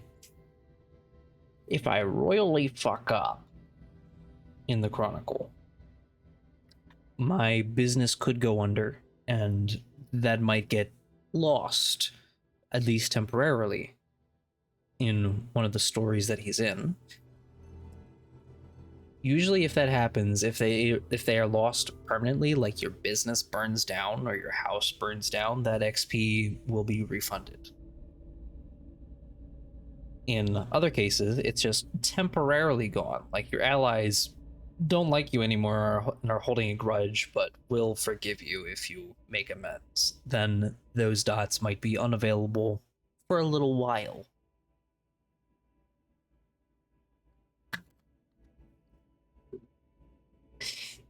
In this case, let's see. Allies are people that are willing to help, come to you and help you, and are willing to fight for you. Contacts are people who won't fight for you but know things. I'm actually going to go ahead and give him a...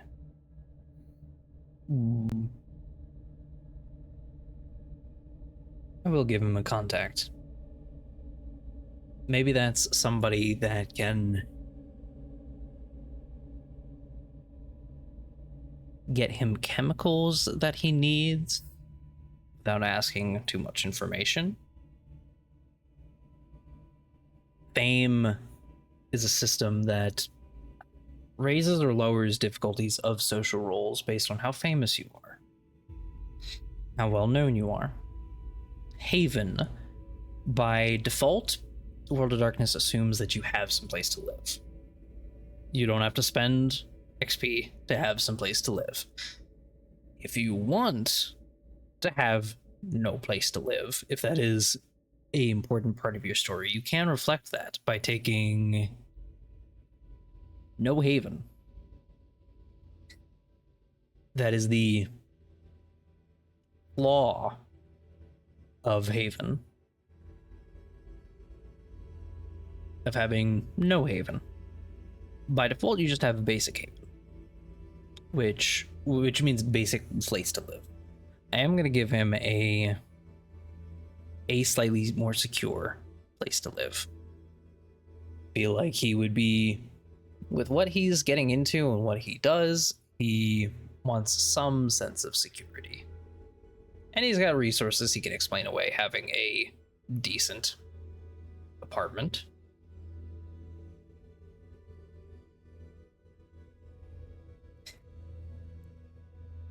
Influence is going to be how much sway you have in certain communities. Which again, that is going to be occasionally used in dice rolls, perhaps as bonus dice, if you're working on swaying members of that community. Sometimes it's just Storyteller sees that you have a dominant influence in that community, so it doesn't really bug you if you want to say that you influence your community to vote in this direction rather than that direction. Which, depending on the story itself, that can change a lot of things really quickly. Mask is going to be your fake identities and such, which I don't think he really needs a fake identity yet. Mentor is for others of your kind, peers, whether those are other vampires, other werewolves, other hunters. Those are people that are in the know as much as you are and are willing to help you out, maybe not as physically as an ally, or give you things or give you information like contact, but somewhere in between. If you want a elder of your kind that's willing to pull some strings or introduce you at gatherings, that's going to be mentor. If you have an underling that's of your monster type as well, that's also going to be mentor, even though you're more like their mentor. Mentor is just how a peer of your kind is reflected on the sheet. Resources, again, is your standard of living, your income. Retainers is people like allies. They're a little weaker than allies, but they stick around all the time. Which I'm almost tempted to make Becky Bensworth a retainer, but I kind of want to save some dots for merits, which is where we get into some fun things that can't get taken from him, like addictions and physical traits and mental traits, and his stunning good looks. Linguistics and folkloric stuff is some of my favorite. Those deal with some of the occult. And when you dig into vampire and werewolf stuff especially, that's where you're going to find how to customize your monster.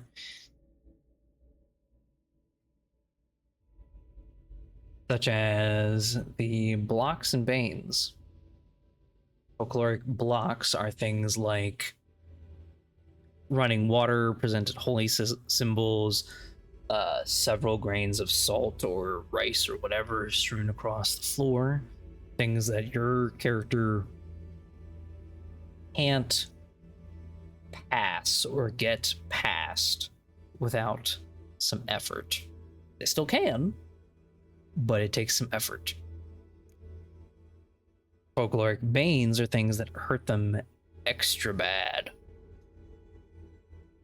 Many of the monster types you'll find already have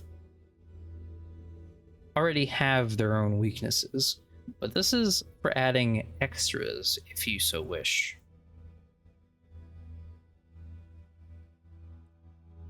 We also have some more useful, beneficial ones, but they're a little bit more expensive.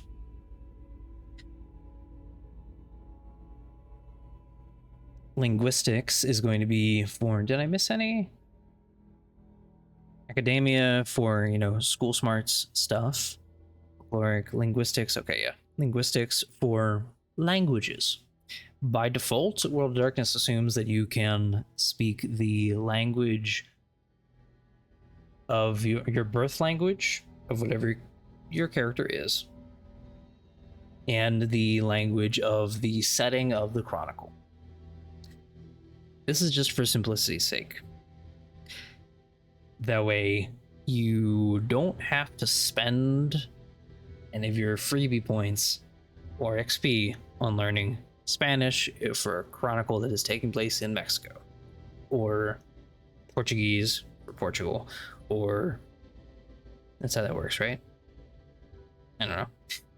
French for France, English for America, and so forth. If you want to buy extra languages, you can with linguistics. It's also where you're going to find the flaw of illiterate, which definitely doesn't make sense for Morty. We've got looks, which gives you bonus or negative dice in a lot of social cases. And there's some extra little things here too.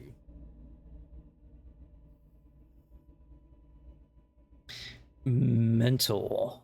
These are super useful. Ooh. I almost want to give him identic memory. Let's see. Which that is photographic memory. You gain 2 bonus dice on any test related to recall things such as codes, directions, maps, facial recognition, yada yada yada. Check the Trunk is a super neat, super useful one, especially if you are traveling. That just gives you some bonus dice to preparedness rolls, to finding things that you need. As long as you have your stash with you, whether that's the trunk of your car or a closet full of a little bit of everything, you can easily excuse finding a wrench or duct tape or crucifix or whatnot without having to explain or say that you had it there beforehand. Always Prepared is very similar, but less restrictive. Side Hustler also.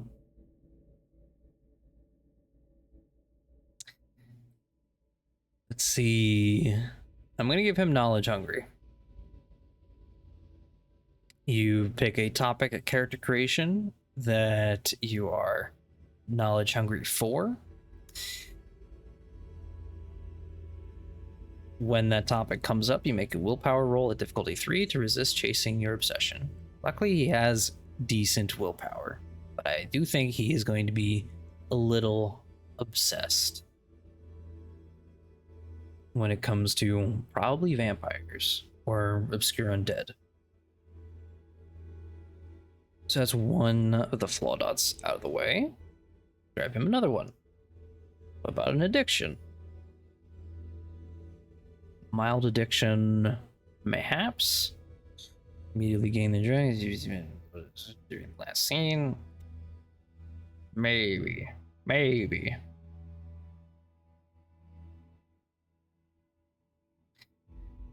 Ooh, Twitch. That's a Changeling Dreamer one. Okay. Engaging in your tick. Famous face. No, I don't think he has that. Ingenue. No, I don't think so. Tempted to give him Stench. Smell like chemicals for the dead. Let's see, what else can I give him?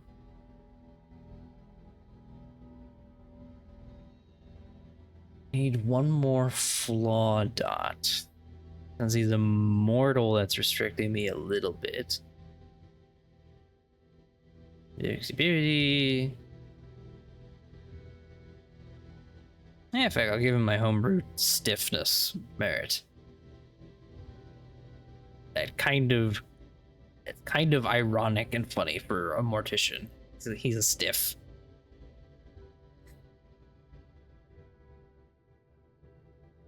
And let's see, 1, 2, 3, 4, 5. I need two more dots of advantages.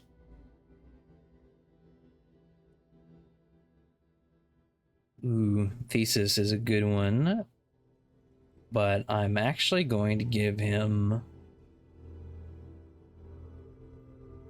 a mentor. Yeah, I might not be able to. Oh, you know what? No.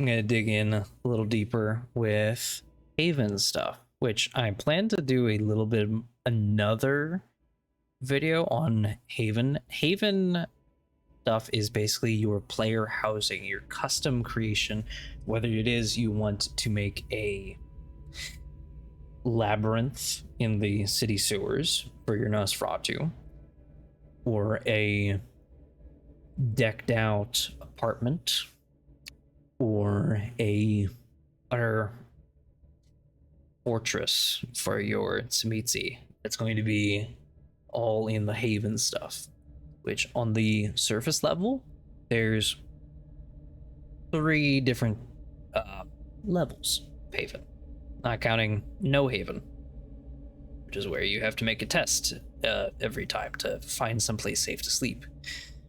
There's the small Haven, medium Haven, and large Haven. That's not counting the basic Haven that everybody basically gets. That said, the Haven system, or safe house system, gets even more involved because there is a lot of different add-ons you can get. From hiding places, to having an actual lab in your house, to having a panic room, to, let's see, a surgical. Yeah, that would fit him. Gonna give him a surgery room in his small Haven. You can have Haven warding to protect it from supernatural forces. Shrines to assist you in rituals. You can have it be a business, so it actually... Let's see, what does business do? Got some this merit roughly equal resources, but do not stack onto existing resources for the character. Yeah, so if your Haven also doubles as your company, your business, then you'll want to get that.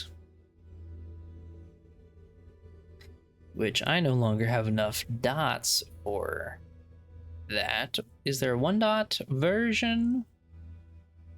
No.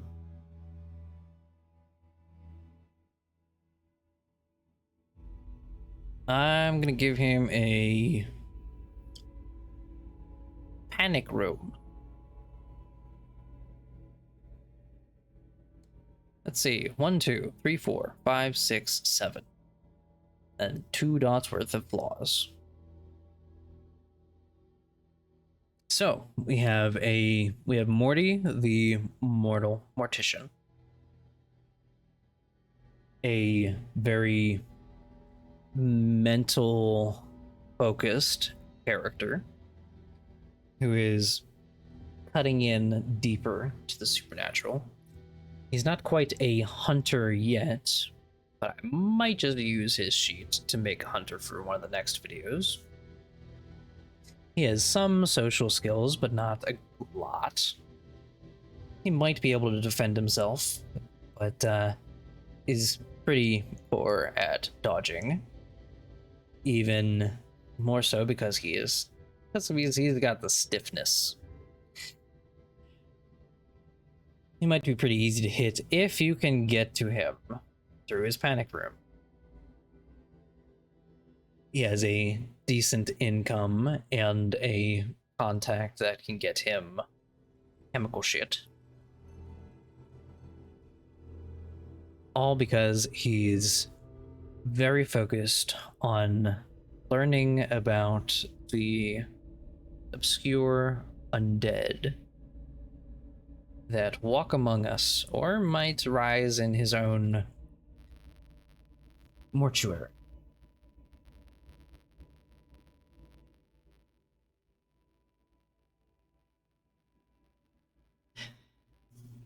And there you have it. That's it. That's character creation at the basic level. I know I say that's it when I'm 2.5 hours in, but that was with explaining it in a little bit more detail. If I wanted to fill out this character sheet even more, I might use one of these boxes to fill in details or mortuary business. Resources 2.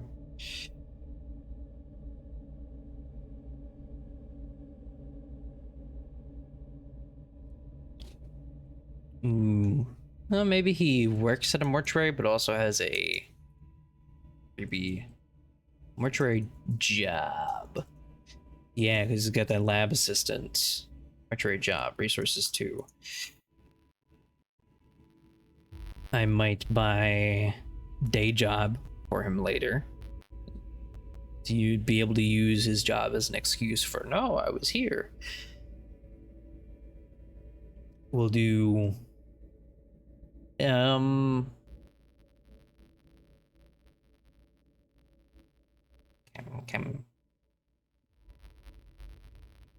Kemi.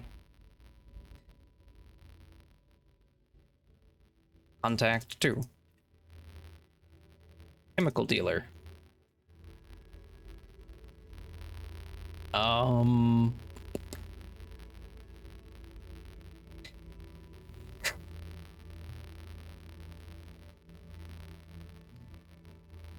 best to describe his?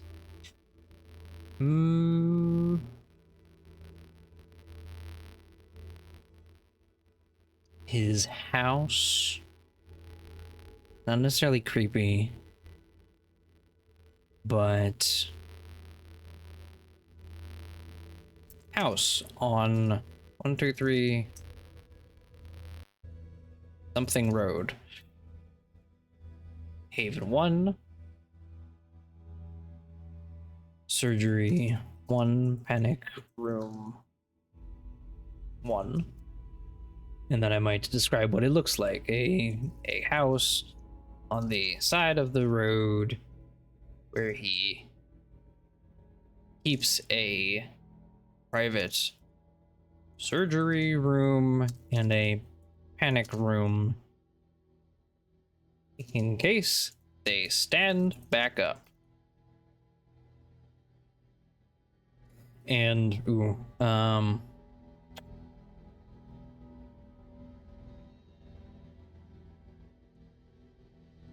obscure undead as knowledge. Hungry.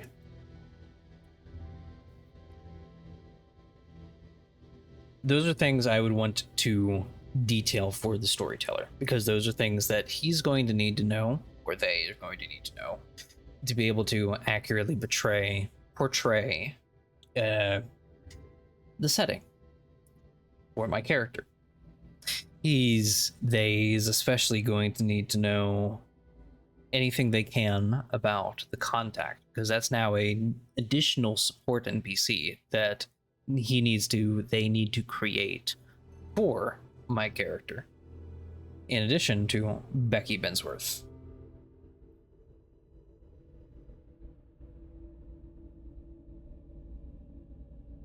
Now, apart from that, there's the finishing touches. From there, you can fill in more story blanks. You can detail what kinds of tools they typically keep on them if you want to. You can come up with their age. We'll make him 42. Meaning of life, which is, I get it because he's a mortician. You can write their backstory if you so choose. The character sheet in Foundry is a great place for bullet points notes for that, or a short description. If you write me a 3-page essay on their backstory, I'm not going to read it. I'm not trying to be rude.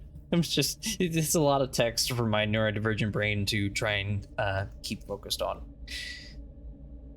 Also, if you write it with AI, I'm not going to read it. If you write an entire backstory for your storyteller, I would always suggest also giving a bullet point notes summary, because if they've got your backstory to read, they might also have 3 to 4 to 5 other backstories to read. Anything you can do to simplify things for your storyteller is always good. Detail is nice too, but in some cases, you're going to find out who your character is when you actually go to play though, and you can fill in details as well. Appearance, that's good to think about, especially in first few sessions. You might be asked, who do the others see when you turn the corner? Or what does this picture of you look like? How do you present yourself to the prince? For Morty here, I went ahead and told Perchance to give me a super generic looking guy. And there you go. There's generic white man is what it gave me.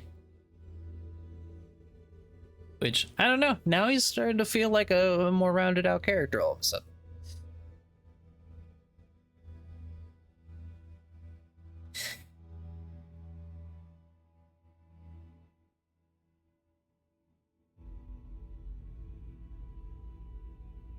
Let's see, did I miss anything?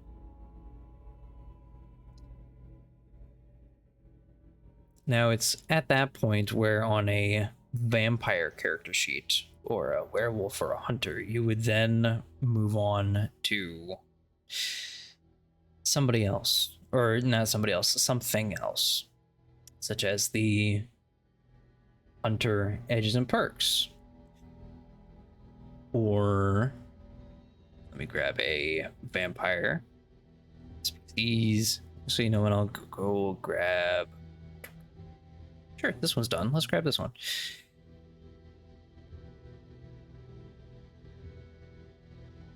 There we go.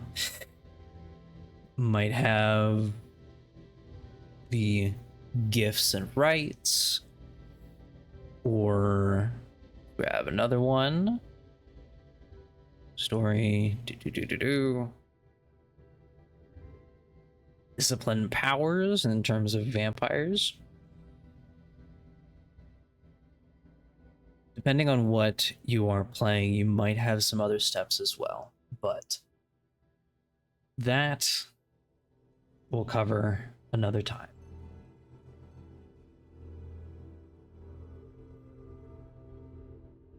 For now, Morty's all ready to go for a campaign that I'll probably never play it in, but who knows?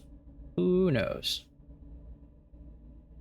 And if you followed along doing a lot of the same, then your character might be ready either for play or for moving on to one of these next videos, probably in this playlist.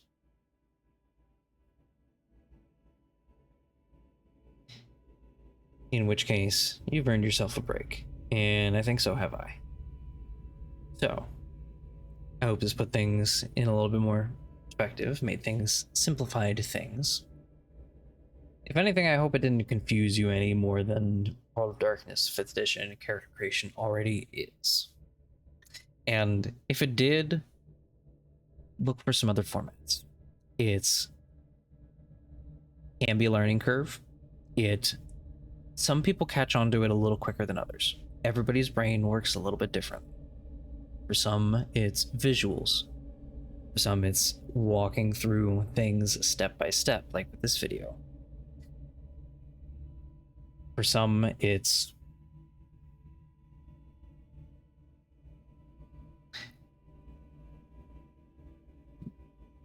I don't know if I already said guides. It is 7 a.m. Visual guides, written guides, step by step. If this didn't work, try something else. It might just be a matter of finding the format that clicks. As always, I find that trying it hands-on always helps.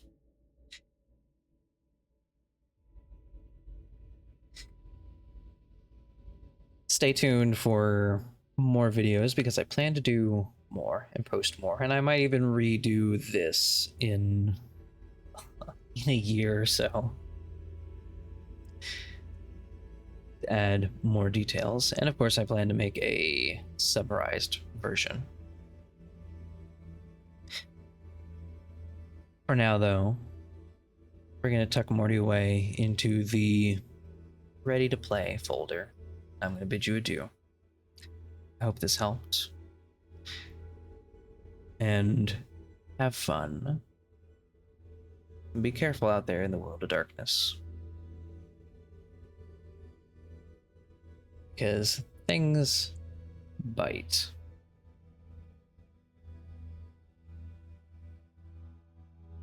Good night.